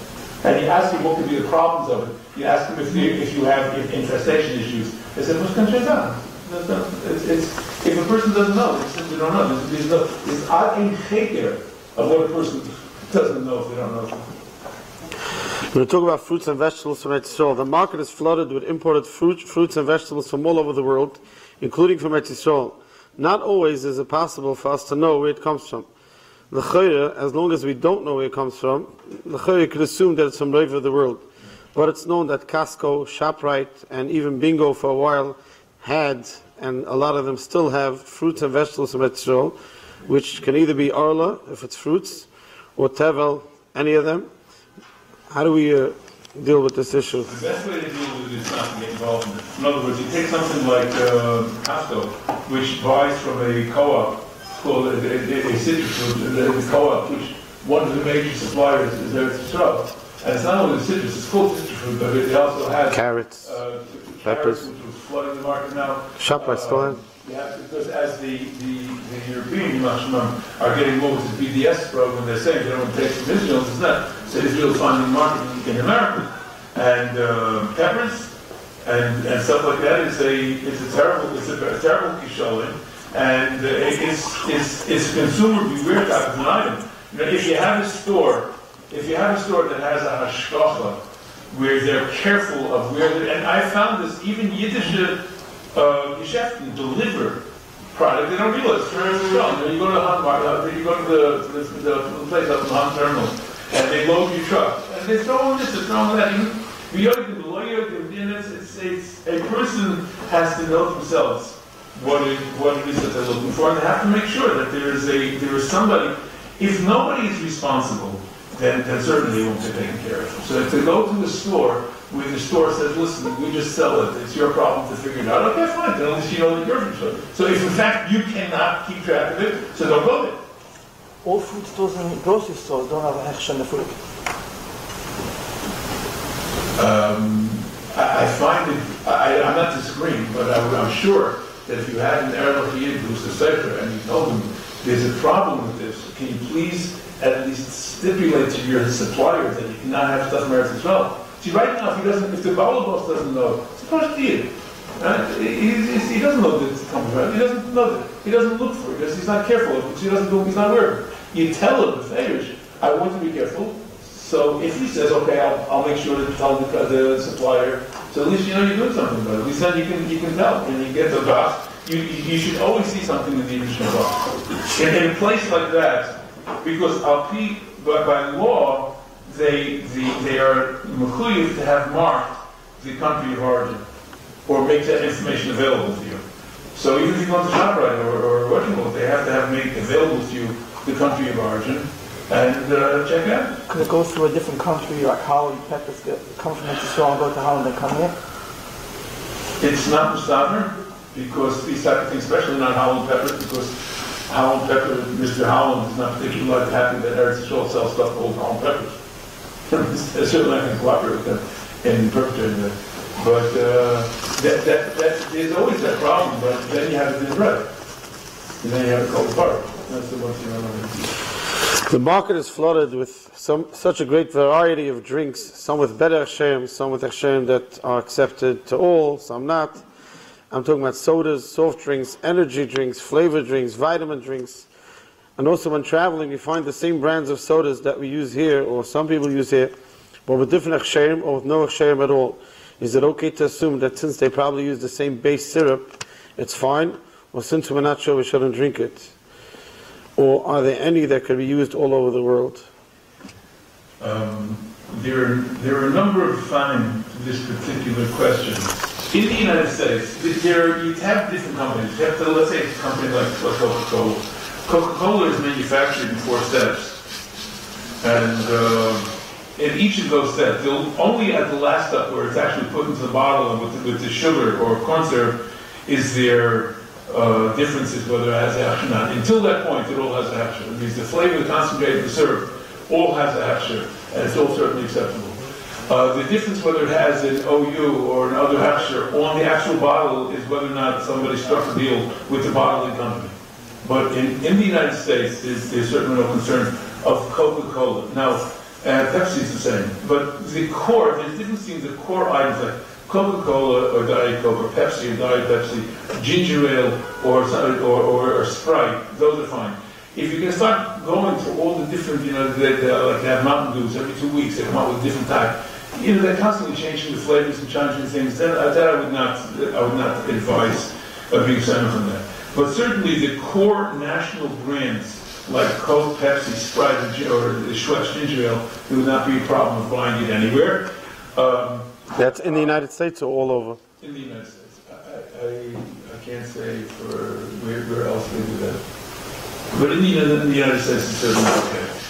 Pepsi certainly not outside the United States, because Pepsi told a friend of mine that they manufacture their products all over the world. Even the first stages. Coca-Cola is a closely held corporation where they manufacture the flavor, the concentrate, and the syrup themselves. That they don't give out. Pepsi does. So Coke, there's something to talk about. Pepsi, they certainly cannot talk about it. Ginger ale, plain ginger ale would not be a problem because it's just, it's like plain seltzer is not a problem. But once you start going into these other flavored things and cherries and, I would stay away from that outside the United States. Even outside if there's no hechsher. Flavored beers, whiskeys, liquor. Is there any beer, whiskeys, or liquors that don't require any hechsher, or you should always insist on a hechsher?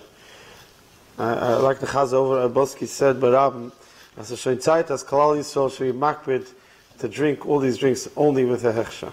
There's no question. There's no question that at the marshal people drink these. I was at a Shalom Zacher a little while ago, where the table was not big enough to have all the different types of beers at the buffet. The reason you have beer by Shalom Zacher was it was part of the economy of the bad Arabians, because Arm and Light couldn't afford. They would tell the not to make a Shalom Zacher. So they said, okay, from now on, everybody, you have to have only beer and Arabs. So but only have to be beer and Arabs, but the also exploded to a point where it's a humiliation to buy Shalom Zacher. But anybody that uses a craft beer without a hechsher is taking their lives in their hands. I've been in a number of craft breweries, and these craft breweries, they pride themselves on making any kind of beer that any customer wants. That means that if somebody walks in and they say that in our family we have a minute that for our anniversary we make such and such of a brew, and they put in cold rubbish, and they do it, and they'll make it for them. So, you certainly have a serious shiloh of kalim shilohs and ingredient shilohs.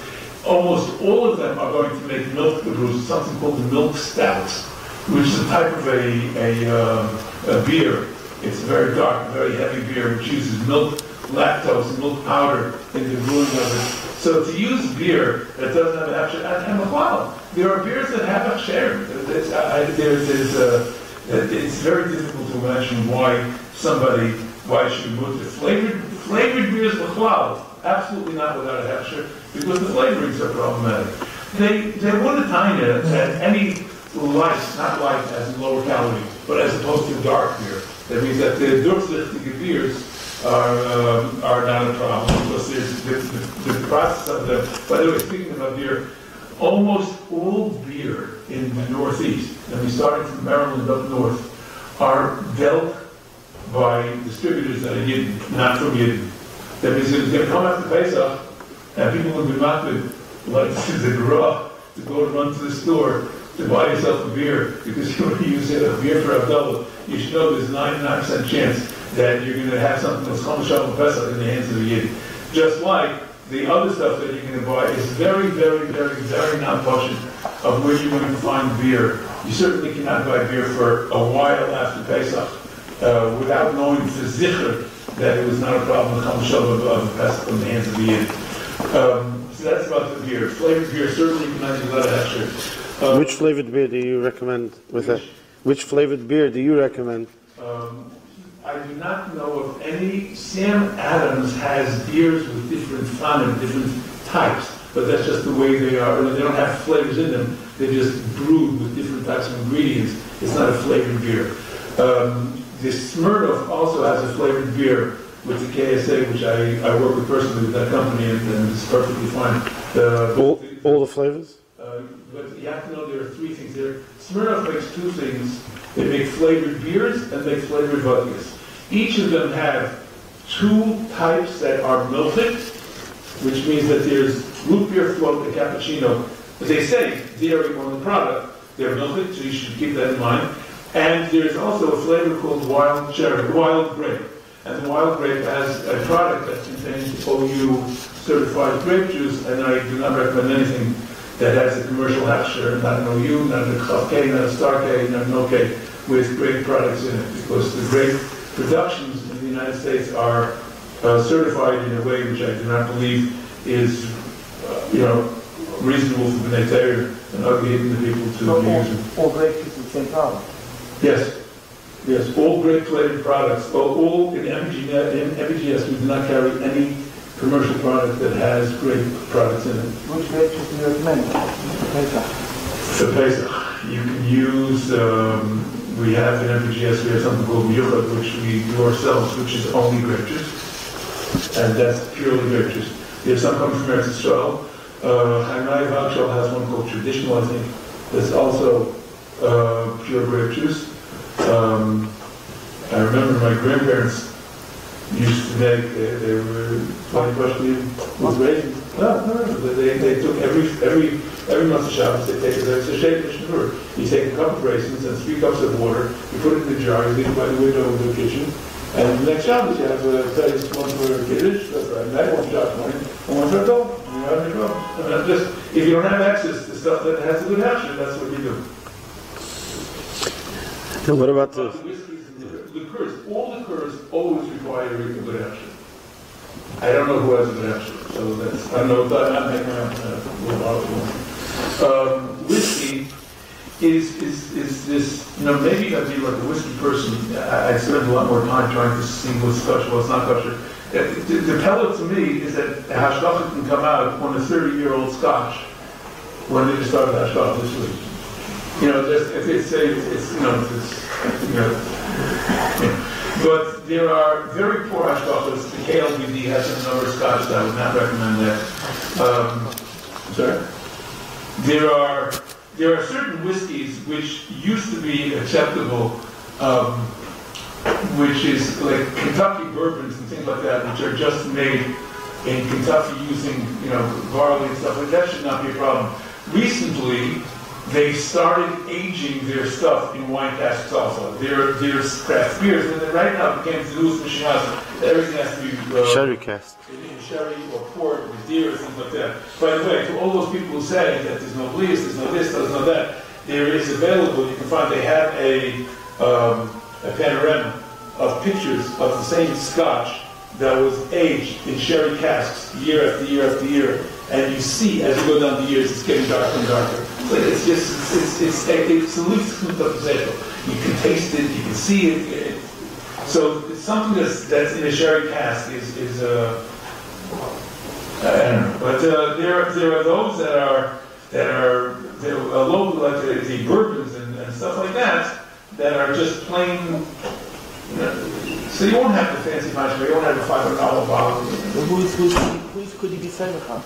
So I'm saying plain Kentucky bourbon doesn't require action. It's just And Old Williamsburg. what? Old Williamsburg. Well, you know, what do you think that makes? It's going to give you, make their own? you can make your own. You buy Everclear, you buy Hidden again, and you blend it, and just have a little taste. You put some water. And plain vodka needs a hechsher?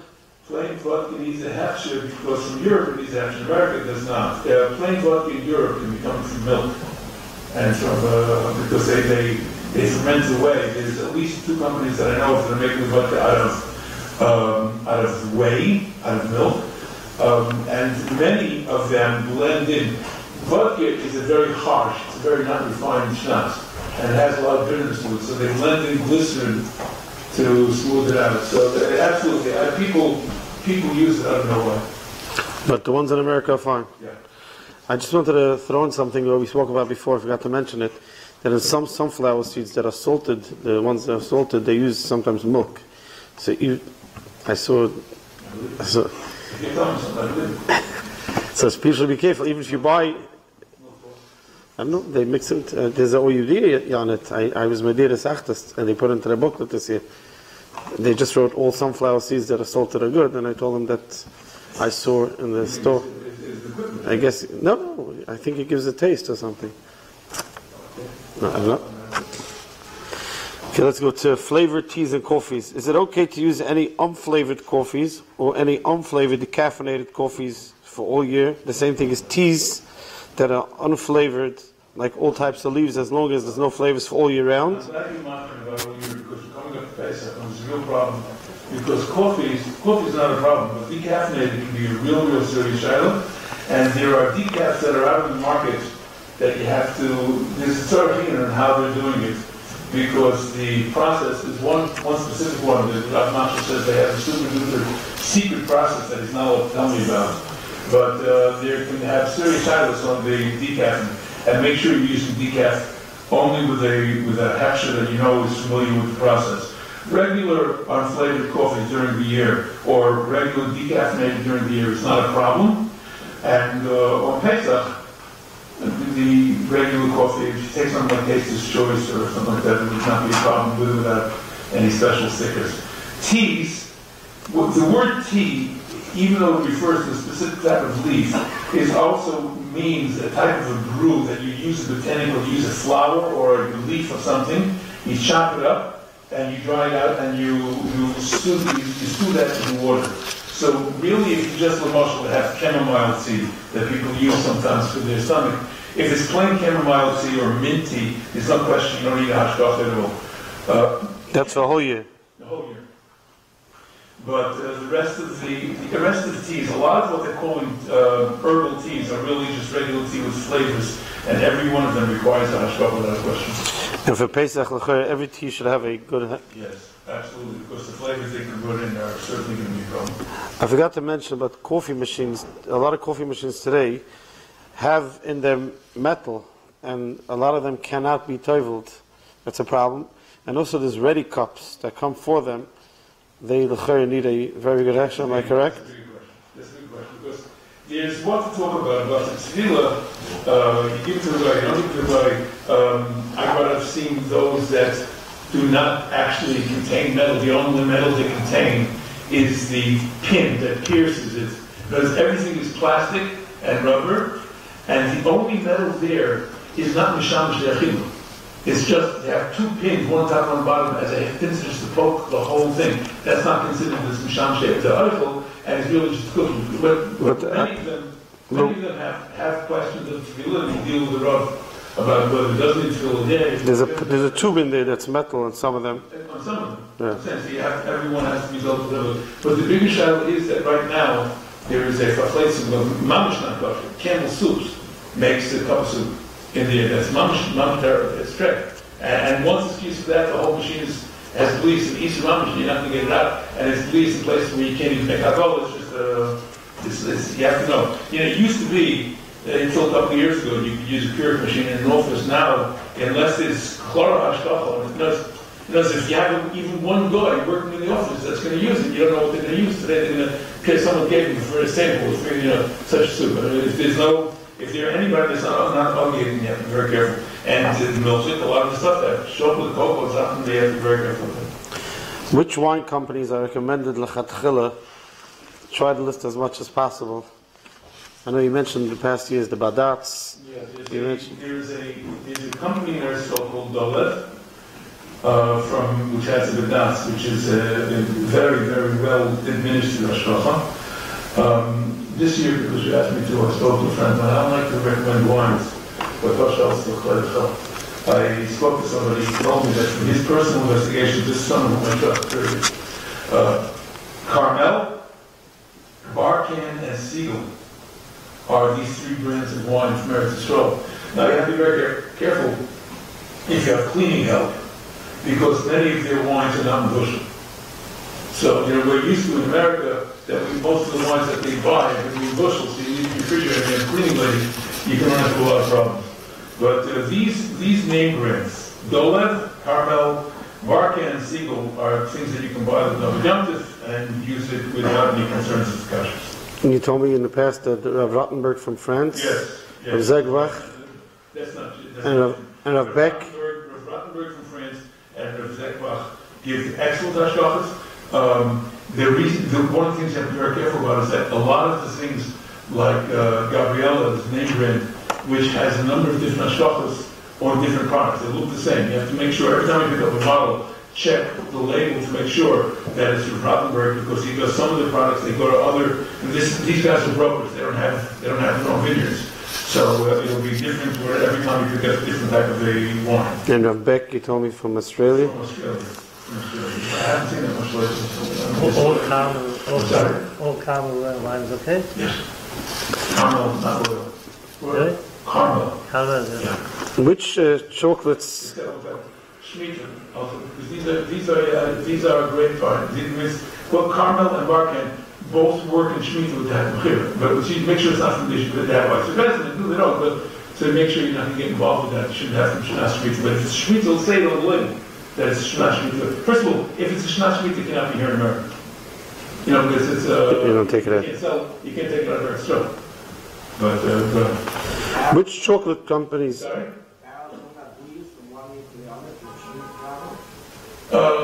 First of all, if it's aged, and second of all, I don't know that they can be believed, so it's a very good point.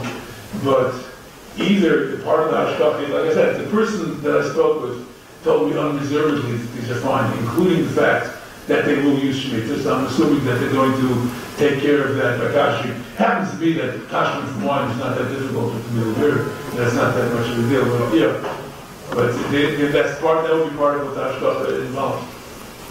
I asked you why you specified Dolev. But that's a lot of. So good. The reason that I said Dolev is because I'm familiar with that company. But that's okay. Let me back that. Thank you very much for pointing it out. The Badats has invested a huge amount, and one of the things about the Badats is that just like the answer is that no hechsher in the world is as good as they think they are. But one of the differences with the Badats is that when they see a need, they put their money where their mouth is. And in Eretz Yisrael, one of the major concerns in the wine business is that the culture of Israeli wine growing is that the vintners touch a lot with vines. They're constantly repropagating it. They snip from here, they put on there. Everybody knows. When you market, the reason that you make harkava is also chavesed.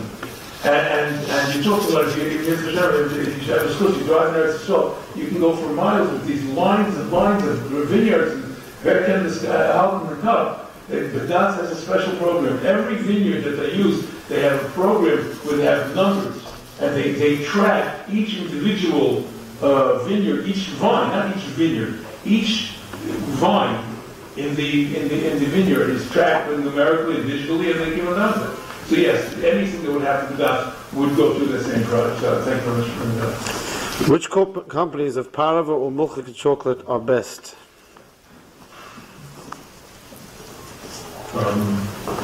I spoke with the beloved, when he started, they came out with this new brand called Genève, and he assured me that when they started, they made it Geherig Hagala. So I told him, we were speaking about the fact that people, even those Hashem that used to make a Hagala, now they get Lubzach with what they call Libun Kal, and it's very difficult to, Libun Kal is a very slippery slope because there's no number attached to it, and as I mentioned before, Halacha is very technical but not technological.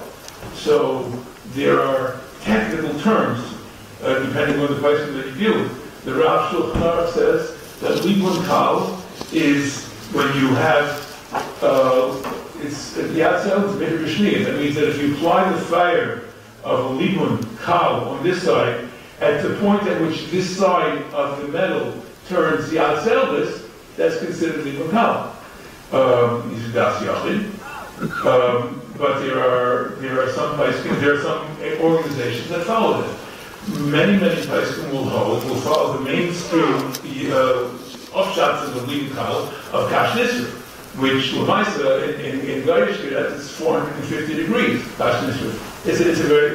So the hefresh between 117 and 450 is a huge difference.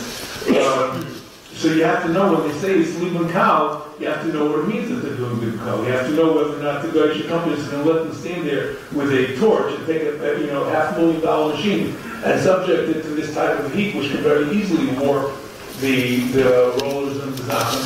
So you have to know what it is that they're doing.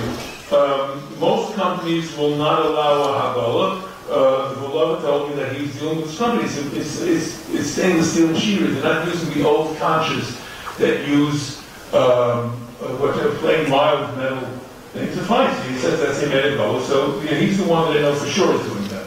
So Genève would certainly be, in my Hashara, a better choice than others, because others, you don't know whether the Vedas used to only kasher from Chol Yisrael. The Vedas used to originally only give their hashgacha to companies in Eretz Yisrael where, when they were kashering to carve, and again, what we were talking about before about not to heter. So since the bli would be from Chol Yisrael chocolate, there is much less of a concern. There's much more room to be makel if you're going outside Eretz Yisrael, which unfortunately they do now, and you're concentrating companies that do not Chol Yisrael. If a person is going to be Mishayar, Chol Yisrael, non-Chol Yisrael is the least of Yisrael, that means that it has not that Yisrael. You need a Keharig Libun Kal, 450 degrees. So, I just don't know who is doing what. There are still some companies that are doing Hagala with chocolate. And they say, well, Rabbi Westheim does that, and he just flushes it out with chocolate, and has a whole 12-page tshuva why that's okay. That's okay with you. It's okay with you. But there are many places that do not agree with it. What about baking chocolate and Shufra used to have their own company that all would do. baking? Does not negate baking chocolate or chocolate chips. If it's manufactured in the United States, take something like the U.S. chocolate. That's they have their own, or if, let's say, supposedly, I spoke with the Southwest concerning their chocolate chips, and they said that their chocolate chip product is made exclusively in Carver. It means anything that has a CRC, Southwest, will have been made in Carver on a totally Carver line. So, that obviously would be a thing. Good chocolate is 100% good. Carver, you're talking Pesach for the rest of the year? U.S. chocolate and anything that's made in Carver, on that chocolate chip line, the Carver chocolate chip line, would be lachatchila. There's nothing, they don't need nothing. How does the consumer know? What's the story? Well, I think that if, I'm a big fan of bothering people, and you make a phone call, and you ask, the Rav Machshir does not have the right to tell you, confidentiality. The Rav Machshir does not have the right to share with you information that is proprietary. But you can ask him, or better than you asking him, if you would have your Rav call him and ask him if this company is manufacturing the products on a product line that is totally parked, totally kosher all year. And people have to be helped. Rabbanim HaMachshirim have to be, they're not alone. And sooner or later they're going to get away with what they can get away with. And the Rabbanim HaMachshirim have to understand they will be held accountable. If somebody will just pick up something and say, oh, it has an extra and use it, and never question, so the Rabbi Machshir has no truth to do it right. That's why the Halavai, when the Gemara says that the Talmud that finished on this Talmidim, that they should have Meir Bas V'Dam. The Meir Bas V'Dam, what's going to keep Kashrus working in America is the Meir Bas V'Dam. That all the gewaltige, sincere, ehrliche, heimische, sweet Rabbanim HaMachshirim have to know that someone's going to hold them responsible and they're going to want to know what's going on. And if all the people are going to do is just look at it and see Shakum and Cup, it's not going to happen. Rabbanim, responsible Rabbanim, will have to hold. You can't expect Rabbanim HaMachshirim to answer every question of every civilian, but they certainly are responsible to Rabbanim, and Rabbanim have to hold them accountable. Which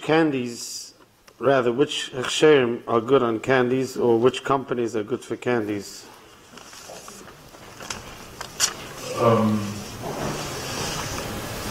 The candies, there are many candies manufactured in Eretz Yisrael with the Gadas, which are manufactured on totally kosher, totally parked plants, and that's L'Chachila. There are many candies that are manufactured in the United States through the OU that are manufactured in totally kosher, totally parked plants, and those are 100% L'Chachila. You have to be concerned about places, companies that every time you see them, the company looks a little bit different. The candy looks different because they keep going to candy shows and they find bargains and they find this one, that one, and they run around manufacturing. They don't know where. They take one by the other. That's where the problems come into play. So which companies are run always on kosher, totally kosher? To the best of my knowledge, no of the Heimische companies have their own machinery. That means that they're always going out looking for whatever they can find, wherever they can find it. As opposed to, let's say, take something like Twizzlers from the OU, where the Twizzlers are made in the Twizzlers plant. And all Twizzler flavors, even the new ones, all colors? The ones without grapes are fine. But you have other types of things that, the stuff from South America with Rabbi Yechezkel is better because it's made in a plant that is. I know that Kashrus and Yechezkel have worked to bring up tremendously the level of Kashrus in the South American plants. So the Kashrus candies that have Rabbi Yechezkel and tashkaf are certainly fine. The products that are manufactured in Eretz Yisrael are fine. I'm talking about with the badats. A lot of that is China also. I said from Eretz Yisrael. You're absolutely right. Once you go to China, you take your life in your hands. You never know what you're going to do. So how do we know which one is made in? It says, try to PRC, from the China, who would not advise them at all. That's basically. I'm not saying the other ones are not good, but I'm saying these are the ones that yes, we can recommend as we can recommend. Confectioner's glaze, for those who are not familiar with the term, there is an insect called a lac beetle that the same way that bees eat honey and eat nectar and excrete honey, and the Gemara says that it's mutter because it's not mismatzah from the bug, so it's not yotzim in a tummy. So that's why it's mutter. The same process is used by the lac beetles in manufacturing shellac, and shellac is gathered, it's ground up, it's dissolved in alcohol, and it's sprayed on candies to keep them from drying out. But Rabbi Yechezkel Auerbach, in which he lists 3 reasons why it's mutal l'chila.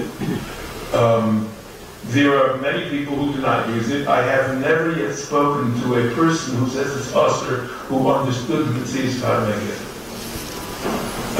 And when I spoke to Unflavored from the Bedalas, and I was pressing him about, he kept on being very vague. I said, this is mutal, this is mutal. At the end he said that it's mutal, but they don't argue with people, so they don't use it. It's the sherzach to say that it's usher. The person doesn't want to use it, doesn't say. But it's a very, very davar muzar and halacha to say that it's usher. And there's another product called Zine, which is also a different package. It's not confectioner's glaze, it can be used for the same purpose. But that's the story with confectioner's glaze. There's nothing wrong with the person passing something to be usher once they know the mitzvahs. But a person who doesn't understand the mitzvahs says it's usher, because everybody else says it's usher, and the first person that said it didn't understand what the mitzvahs is. It's difficult to ask.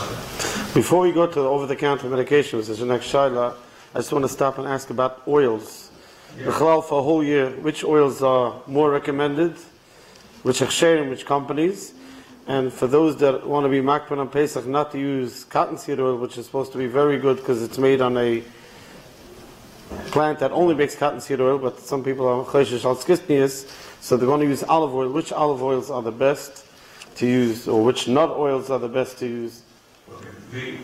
To go there, let's just talk about Pesach because it's much good news. I spoke to one of the people I speak with at the Sardines, and he told me that this year the walnut product that they have, this year's product, you have to make sure when you buy this year's product, they went to a different plant which manufactures only nut oils, and he cashed the whole thing and he was there for the entire production. Obviously, that walnut oil from this particular production will be fine. Talking about the nut oil company. The walnut oil itself. As opposed to other years where they were made in plants that the day before they made their kosher Pesach, walnut oil, they had made wheat germ oil, and the Rav Nachman didn't know about it. That's the Negaya Pesach. Cottonseed oil, again, the only machlok of Klal that has such a thing is going to be one. I don't know if there were other, so for somebody to take a mini Yerushalayim and say that that's, it's very funny because in Pesach is a time when everybody feels to see how I can even hug them to go adopt the mini Yerushalayim, which is connecting the mini of the whole world. I'm saying, see, put it in perspective. Especially since it's a much better oil than the Kashrus. There are other oils. There's a safflower oil, which could be kidneys, could be mouth. And there are the other type of oil, which is an extra virgin olive oil. The problem is that extra virgin olive oils are very, very, very, very old to be counterfeit or to be mixed with other kinds of oils. Even what is supposed to be a mu'ula de Kehefsher found, it's a compliment to Mashgiach that found that the company had a different product into which they were adding non-kosher, non-certified oil, but what happened to it found it? Kosher finally found it, but because they were doing it before, because they probably didn't have it, then other people do it also. If you're getting oil from Europe, you're going to run into a problem. The only olive oil that I would tell you that you could use, or that you might be using, there are two types. There's an olive oil zeta with the badats from Eretz Yisrael, manufactured in Eretz Yisrael. That is certainly fine.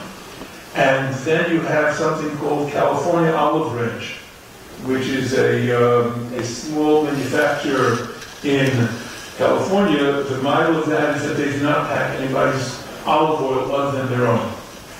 So they don't mix, they don't blend, they only manufacture. That's what it is this year. They're growing, so they can actually be different. But meanwhile, they still only package their own internal extra virgin olive oil. So the California Olive Ranch extra virgin olive oil, or Zeta from Eretz Yisrael with the dots, or that's the ones that have the blends of the other stuff. That's it. They have The ones that have blends of garlic oil or pepper oil don't have the best, but the plain extra virgin olive oil. In America? I don't know. Yeah. They do have that here. But that's... Kosher Pesach? I don't know. But I would tell you that the chash of olive oil is blending in other oils, and if that's going to be for the rest of the year, if they don't want to put it on because of the blending of the thing, I'll blend them. But I'm saying, but it's certainly olive oil.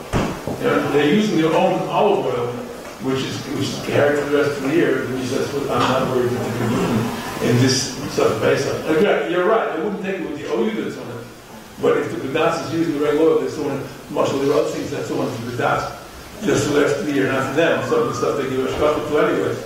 So the aspect of the olive oil, I would tell you can be confident on that it is actually original olive oil, which they give that shkata on the rest of the year. Getting back to over-the-counter medications, for chole, even minor, most tablets or capsules that don't have a taste, are not chewable or are not liquid, usually don't pose any shaila, according to most poskim, because it's not food, and it's similar to sheret tzoruf, which was mentioned before. And even better than that, because even if it has some issa, it's probably a bottle. Also, since it's taken by swallowing, which isn't derech achila, it makes it even less of a shaila. However, the shaila is, there are many over-the-counter soft gelled, filled with liquid medications. Are these any worse than plain tablets or capsules? Medication is not the problem. The soft gel is always not kosher. The soft gel is unless it's specifically, there's a very specific procedure for making, and a very expensive procedure for making soft gels that they use kosher products, but almost all soft gels that you can find in over-the-counter product medications are going to be made with gelatin, and that's not kosher. And it, you know as well as that, the Rebbe said that if anything told him that in vodka and you can't use it. Yeah, but he said even on the capsules, and I'm talking about...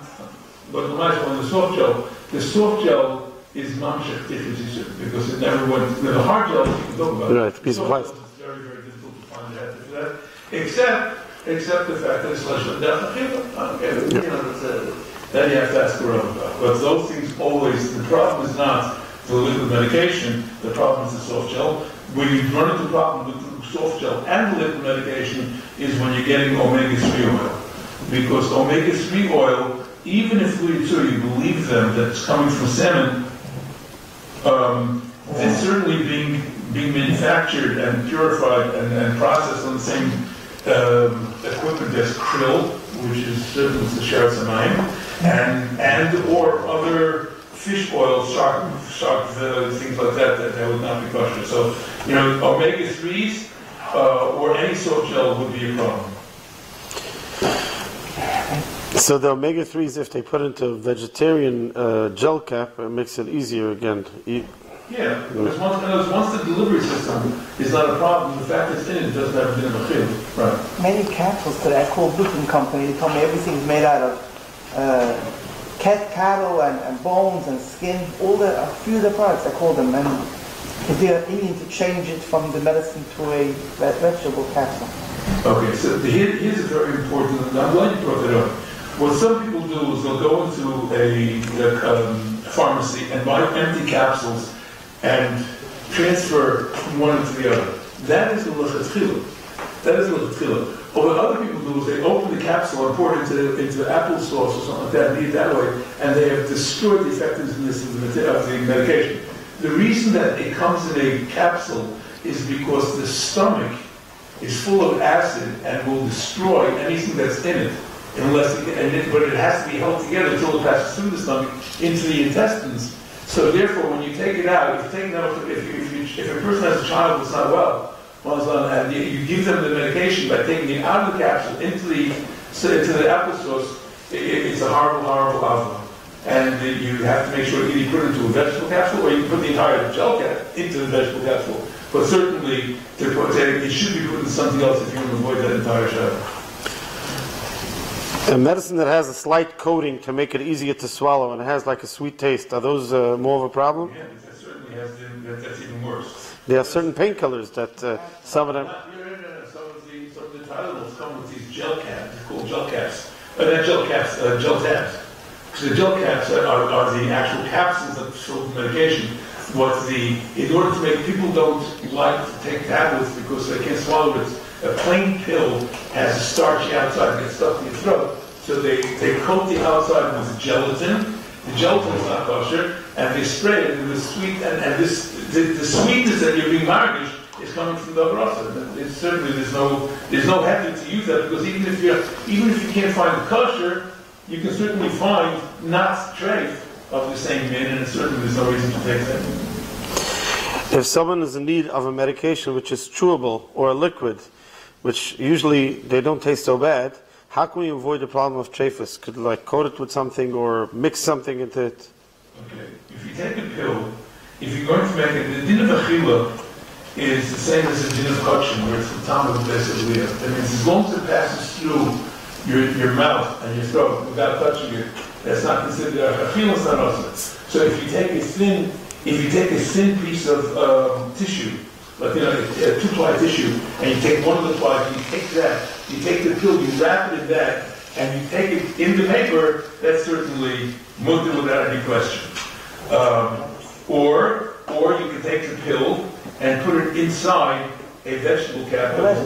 Or lettuce. Or lettuce, if you can, it's something like But certainly it's much better than the liquid, because the liquid is taking, although with the liquid you have there's a different sakul in the liquid, because the taste is not coming from the ether.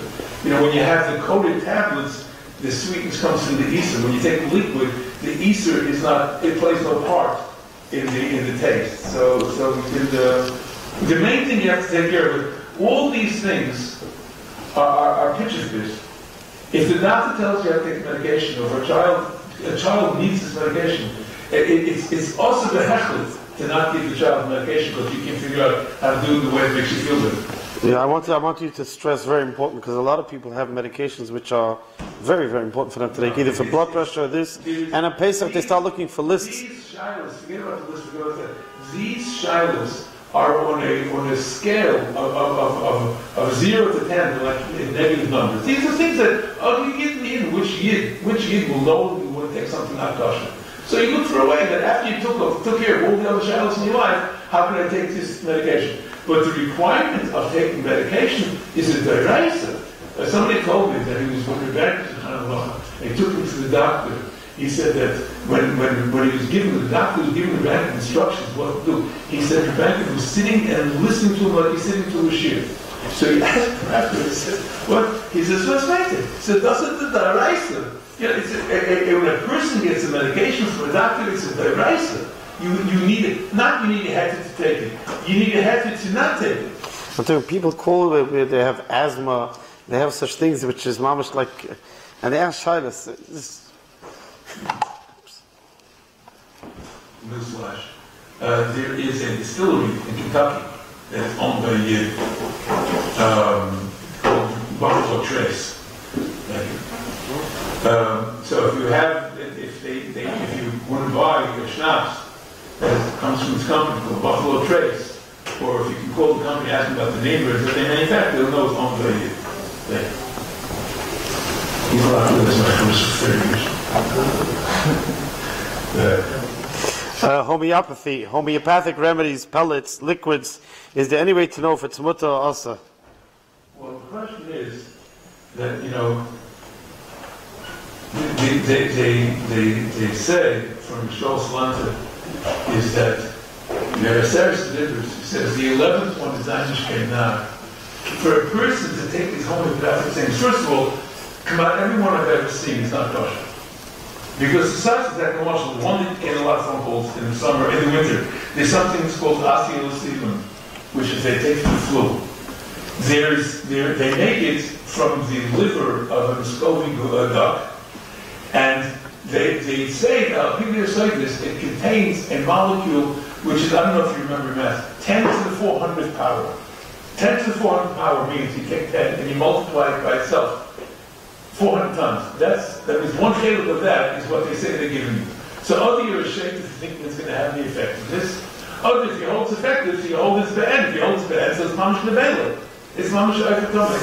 And These people, and all of these pills are based in lactose. By the way, more and more, this is what you see, more and more of the generic drugs, that means the pills you buy, you go to a Rite Aid or a CVS, and you take their own brands. They buy cheaper brands. These are manufactured using lactose. It'll be in the inactive ingredients. That means that the roid of this pill is made from lactose. And for instance, this homeopathic stuff, the viral stuff, is all made in France using non-kosher whey from non-kosher cheese. So but these pills, many pills are made today using this lactose, and you have to know, every time you're going to deal with this, if you have your shilas, these are part of the shilas you have to take part. But the homeopathic stuff, it's a reservoir from the Yiddish. It doesn't help. It's not a key who's there for eyes that it helps. And you have to assume that it's coming from non-kosher. And the liquids also have yain, I think, in them. Yes. The bees, the vegetable stuff, they use the cognac, 27%. Not the yain. Now talking about vitamins and herbal remedies, some are just tablets, others are chewables or liquids. Is it enough that it says vegetarian? Is it enough to just put it into a veggie cap? Because this is already like a Michael. And the plain tablets, since they are food supplements, must it have a good hechsher, or it's not really a refuah?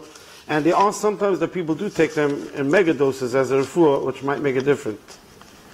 Well, first of all, any of these things, there's a very, very, very, very important caveat. The halacha, the halach, some sefer says that before you're Mechal Shabbos, because the doctor tells you have to take something, you have to know if this doctor trained on Yidden. He says that if a doctor learns all his geschäft on Goyim, he says it's not a shaykh, it's one or the other. Goy is a Goy, Lahafel Yid is a Yid. You can't go. There's something. That means everybody, you have to not only be a baki, you have to have the muchazah that what you're doing is not. Today, unfortunately, you have Kaseder people, they went on the internet and they read up a blog, and their cousin's friend told them that they heard that there's something, you can do this, you can do that, and it's good, and it's bad. Rahman al-Islam, people that need doctors don't go to doctors. People that have medications stop taking medications because they take this. It's mamish, it's ma'abed as mudas, a person like that, Rahman al-Islam, if he dies, it's also to bury him in the Yiddish Vesiflaris, because he's committing suicide. A person who follows such a regimen is mamish ma'abed atzma l'das. You can't go to one of these quacks. If you have a person who's learned and understands and is experienced and is muchazah and can show you, first of all, a person wouldn't buy shoes from somebody unless they said to you, listen, maybe I can tell somebody that I have a reference that told me that you wouldn't buy a used car from somebody unless you check the guy's references. He shouldn't be a gunner. You're going to go take your life in your hands and take this stuff because some guy told you that somebody, I think it's a good idea if you take this and another. I get calls every day that people are calling this stuff. When you look into this stuff, it's mamish, it's chelik, it's nevela. It's tarf, it's mamish in there. And people take it for shaf nefesh because they heard that somebody's brother's cousin said it's a good idea. And you have to, first of all, so that's the first thing you have to do. You have to know the person giving you this advice has some idea what they're talking about. And just because they say, no, we can't stand in the eight and that, it's simply not true. There are people I don't know about here in Bar Park, in Lakewood, there's a pharmacist, a nice person, who gives stuff that's mamish, not kosher. Because, people use this, people, there's no sweet poet of a hesitant to use such a term. Now, once you get product, if you know you're supposed to, you're allowed to use it, what you have to do is you have to check. There is a chazaka, there is a basis in halacha called umaloi marum noseh. A company, especially today, when lawsuits, Baruch Hashem, is against the big lawyers, make sure that people stay in line, they sue them, they make these class action suits when you blink twice. So if you ask somebody if the glycerin, if you can get it in writing from a company, the biggest problem you're going to run into is whether something is going to have glycerin. Because there's little doodahs that can be bottled.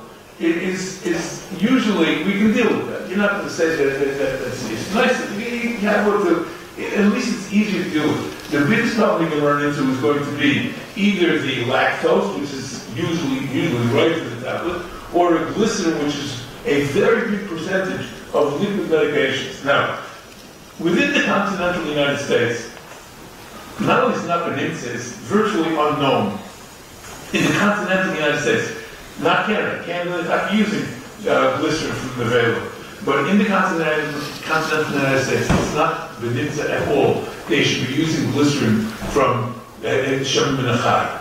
That means even if the product doesn't have hashkafa, it'll be simchi. It'll be from a vegetable oil that has been manufactured into glycerin. The OU brother just sent out the Kashrus. They wrote over there that it's becoming more and more common, even in the United States, and they have to be more vigilant. They sent out to the Mashgichim that it's getting cheaper, whatever the Menachai. It wasn't only because of the cost. And until now, things always change. But till now, the reason they're using it is because there's a certain restaurant chain that was sued by our cousins Ishmaelim because they said they didn't know that there was 1% beef tallow in the oil that they used to make the French fries. So they haven't been mad with their own hashara that they're allowed to, according to their nimusei halal, they're allowed to use the French fries. And they don't know from the individual, so it's 1%, so it's not possible. So they sued them. They were rewarded like $100 million because you should know that. So people are very, and they have it and it's nice and young that people file suits. But that's what I'm saying. So you don't make the assumption. But if the company is going to put in writing that they use vegetarian or vegan is more important than vegetarian, vegan, VGM, vegan products in the manufacturer, you have a right to be certain on that. So if you're given an herbal remedy and you call them, you check with that will be sufficient. We're not worried about we're talking about vitamins, right? And we're not worried about kalim. No. Okay, do the following. Here we have a very long list. Maybe I should do one at a time. Do the following. You need any hashgacha for Pesach or for all year round? Let's start with paper plates, paper cups, plain paper, waxed, plasticized. No. They have all these plastic paper plates and paper cups are fine for all year and for Pesach. Even waxed. Even waxed. Wax is the least of the problems because then you're not even up against the paper. The paper has some starches that are used in the initial. It's called the wet end and the dry end. When you make paper. There's a huge, long process, but in the wet end, they'll use the starches more the fibers, so it's a too but the starches are not going to be a problem. First of all, they get denatured, they get dissolved in the acid. Second of all, it's kidneys, even the old kidneys is bottom of the road before Pesach doesn't have a chazanir. Chazanir is only a concern if it's going to be something useful, not if it's bound into things. There's no question whatsoever. Napkins and paper towels. Worried about some of the towel on the first and last thing has a blue strip across it that could have cornstarch in it. So if you want to throw away the first day and not use the last one, they'll leave it. Parchment paper. Parchment paper, you absolutely need hashgacha for all year and for Pesach because parchment paper is as funny as it sounds because it's oil-proof. Parchment paper is manufactured using oil. In oil derivative fatty acids. And those need a hashgacha.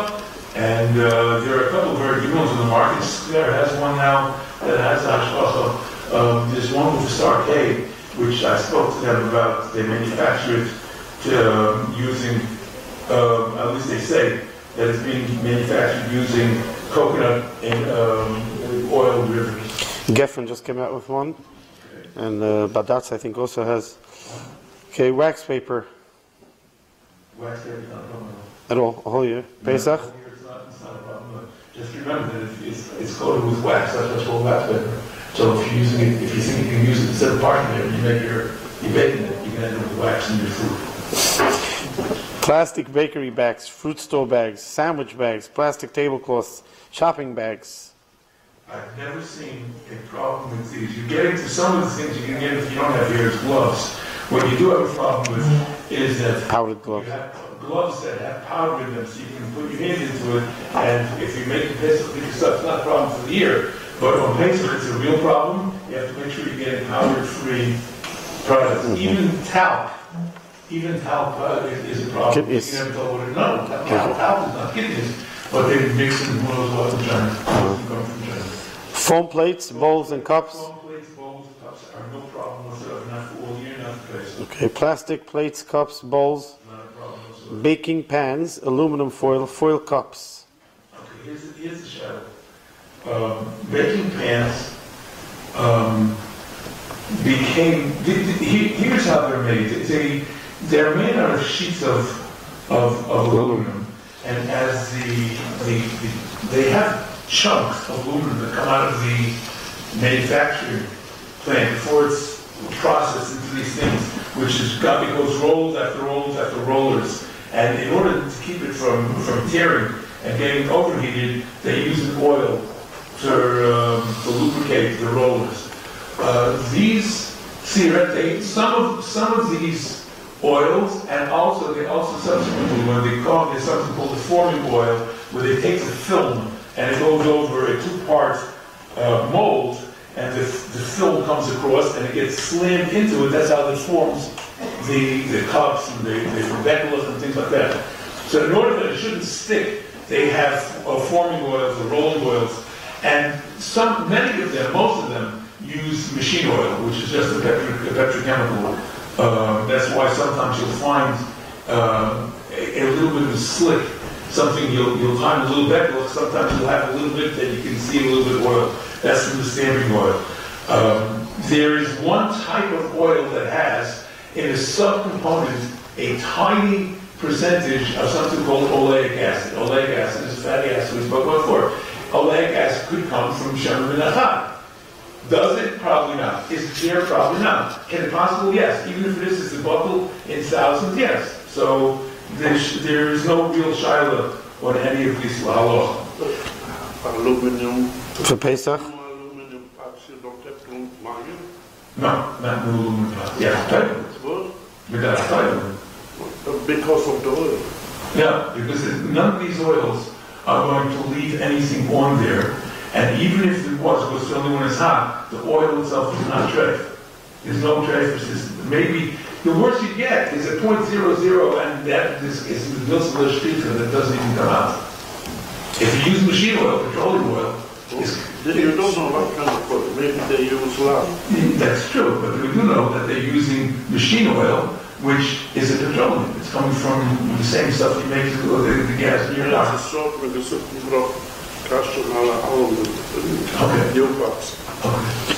Okay. For Pesach, you have to wash them before with soap, or you could just use the strip. If you want to wash them with soap, or you could burn it in the oven. But there's no. You could burn it in the oven for 2 seconds. Also. Yeah. Okay. Cupcakes, corrugated. Cupcakes always require a whole year, and especially the Pesach. I don't. People think I mean the cake in the cups. I mean the cupcake cups. Yeah, the cupcake cups. The paper requires hashgacha. Foil ones don't, the random ones don't, but the cupcakes, the paper cupcake inserts, they're called, those always need hashgacha all year and Pesach. And they're corrugated things the same way for the cakes. Corrugated, sure. Yeah. Okay, which types of foods or drinks off the bat don't need any hechsher all whole year? Raw fruits and vegetables that don't require vika. Nuts. Raw nuts. Raw nuts. Raw nuts are not a problem. Raw fruits and vegetables. Sorry? I said things to the the types of drinks. Any kind of water or unflavored seltzer does not require hashgacha.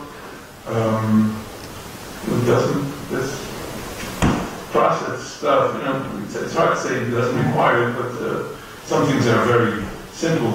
Potato chips, if you have to have, even a cola, even any of your potato chips, except for cooks.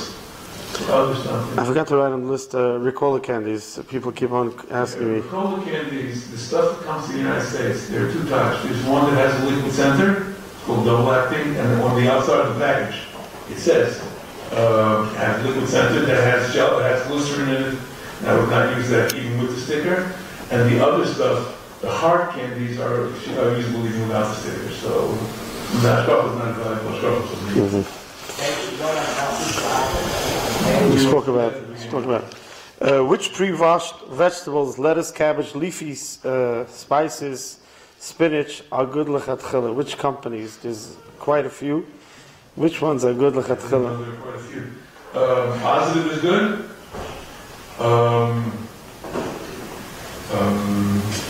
Kosher taste. Kosher taste we've checked kosher taste a number of times and they're fine. I wouldn't, not the spinach. I haven't checked the spinach. We've checked the little plastic containers of their herbs have been cleaned, the greenhouse herbs. That's all I would tell you.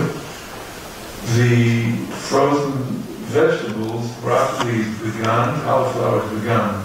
Strawberries, I do not know of any. Blueberries, I do not know of any. However, strawberries and blueberries, if they have like bolic, if you put them through a blender, it's acceptable. Okay, now if somebody wants to make his own strawberries, what should he do? It's very easy. Okay. It's a lot easier to try and find a good hasher. Because when you're buying with a hasher, you're doing something or a process which either doesn't work. If you clean it yourself, here's what you do. You take the blueberries, strawberries, and you take off the green. You take the berry. You can only buy good berries. You can't buy this cheap stuff or mold, soft stuff. Here's why. You have to take the strawberries. After you pull off the green, you soak it in warm soapy water for about 8 or 10 minutes. And then under warm running water, you take a toothbrush and you firmly brush the entire berry. Now, after you're done, you better have a recipe that's good enough to the material and stuff like that. But if you want kosher, that's going to be kosher. Okay. Without checking. And because you know what? There's nothing left. You don't have to peel it. You don't have to do it. But you have what the soap does. The soap loosens any insects that will be there. And when you brush it off with a brush, that's it. Not a big brush, with a toothbrush. So that you make sure you're brushing each part under running water, and you're going to wash away the soap. And blueberries is no item anymore. Okay. Nuts in. Are there any nuts in their shells that need a hechsher? No. Do all nuts shelled need a hechsher? Raw nuts do not need a hechsher. For Pesach, yes. For Pesach, walnuts need a hechsher because they spray preservative on it, and sometimes they use the kidney oil to spray it on it, still bad on the outside. Pecans for Pesach, they use some sort of an ethanol to wash it off. So that's Pesach is a concern, but that's only pecans. But other than that, I don't know of any. Somewhere else in Pesach, if it doesn't use to use it, something processed without hechsher, but during the year it's okay. Pumpkin seeds, do you need any hechsher? Yeah, a lot of it comes from Eretz Yisrael.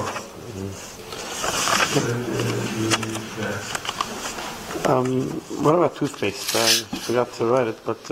I have a letter that I just got last week from Colgate, where they say that all glycerin used in our toothpaste come only synthetic or vegetable sources, and in keeping with what I said before, the fact that there are serious places hold that since all you're doing is brushing your teeth and spitting it out, it's nutrient anyway, so certainly Colgate this would be fine to use a Colgate product. Which, by the way, there's another Liesers. They have here a soap. There's a soap which is called almond oil, milk, and honey. Now, milk and honey, soap is made from fat. That's the way it's made. You saponify the fat. Many soaps are made from not kosher fats. Milk and honey soap has basal. So even though the Vir Halacha says that it's only a hidu b'alma not to use a soap that might have non-kosher product, if you have basal challah, it's not only is the siva. So we asked the time and he said not to use it. Even though they have all the terrible, everything, nifshal, whatever you want. But I said not to use it. So in case you have the need to use a oil, almond and honey, you can use it.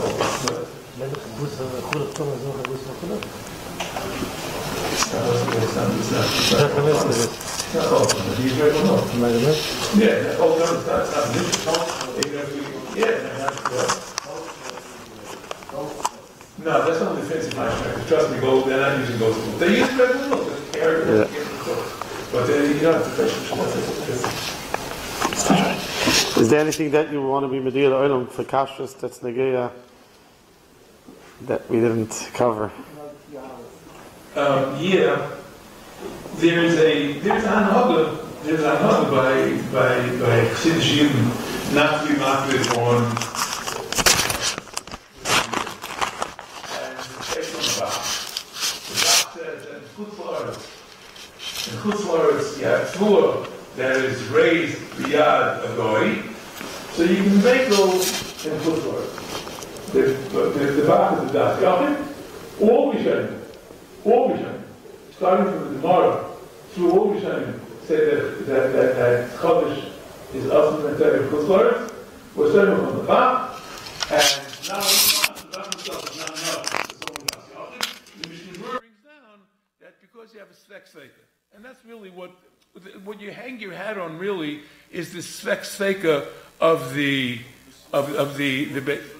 excuse me. Yes, exactly. As every day Yitzhak, that either it's from this year, it's not year, it's whatever this is. Lemaisa, this year they came out. Rabbi Herman's old Gedenkstein for what he does for Yoshan.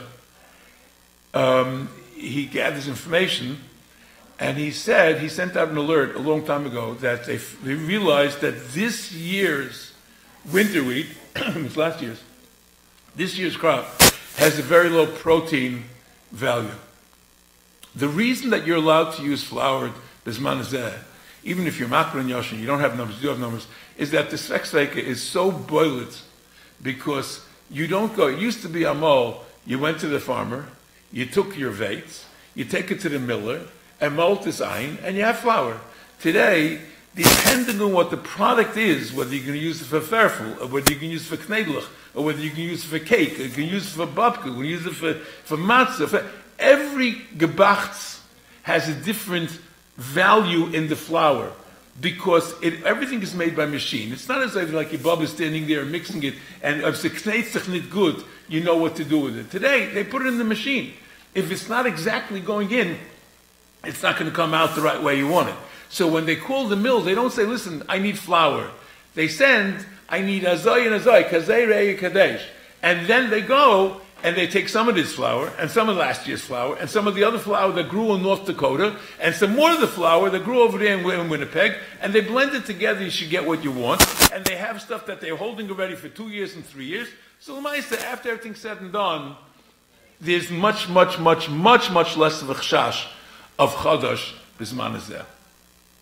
The problem is that this year's winter wheat came out with a very poor protein content, and they were behedya blending in spring wheat, gluten from spring wheat, to bring it up.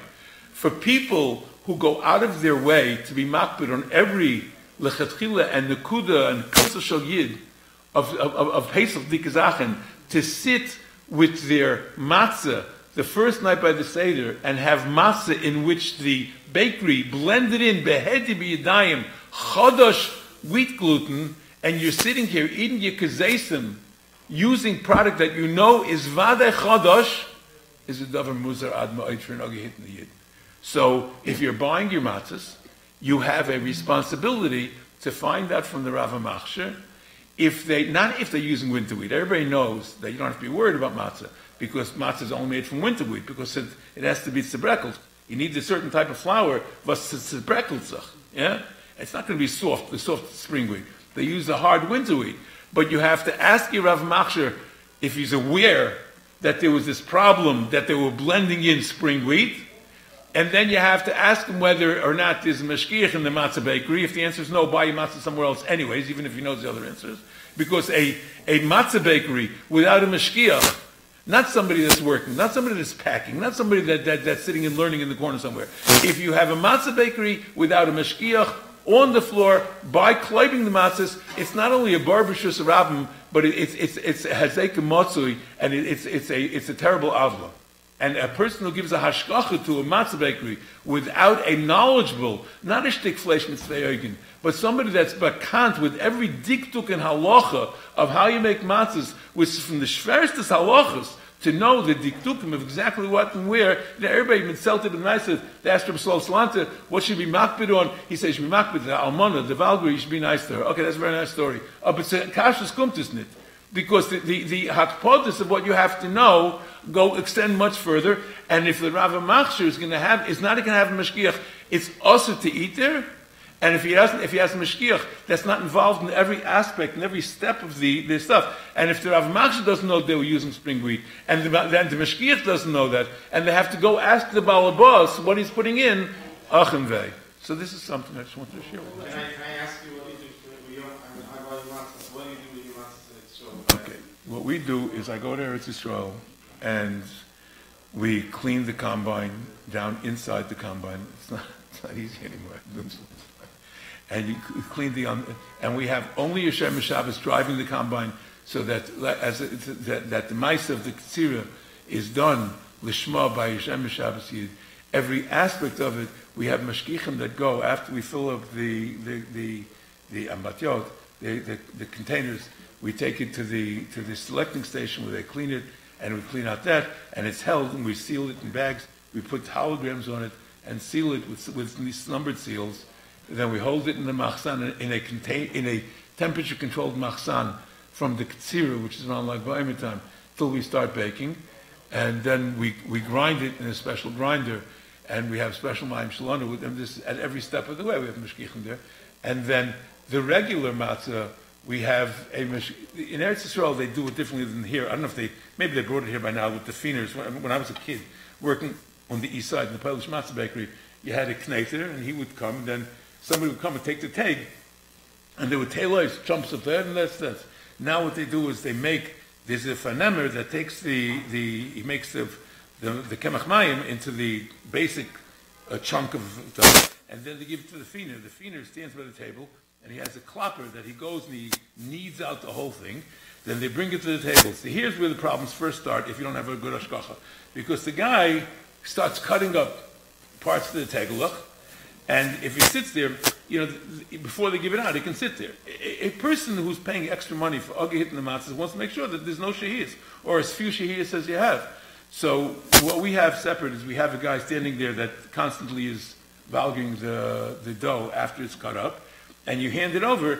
Now, it's lo yamoleit that it shouldn't sit there, but you constantly, the problem is that people daydream, and they take, if you have a pile, as they make, the maschilim start the first thing, then they throw it down. The next guy, if he's talking to his friend, he steps away and he takes it from the top of the pile. So you constantly have to make sure that they're taking from the bottom of the pile and constantly taking the first one and the first one out. They pass it down, and then you have to make sure that there's never more than one stick, that the guy holds it. The guy, the sheeper going in has to be holding it. There should be asik. He should be constantly moving the dough, and that they go into the ovens. Then we have a kleiber when it comes out to make sure that the fullest or the softness of it is, you throw it out. And then we have another kloiber at the end before it's packed. And then we have separate matzahs. We have separate matzahs that we call chabura that have zero shiyas.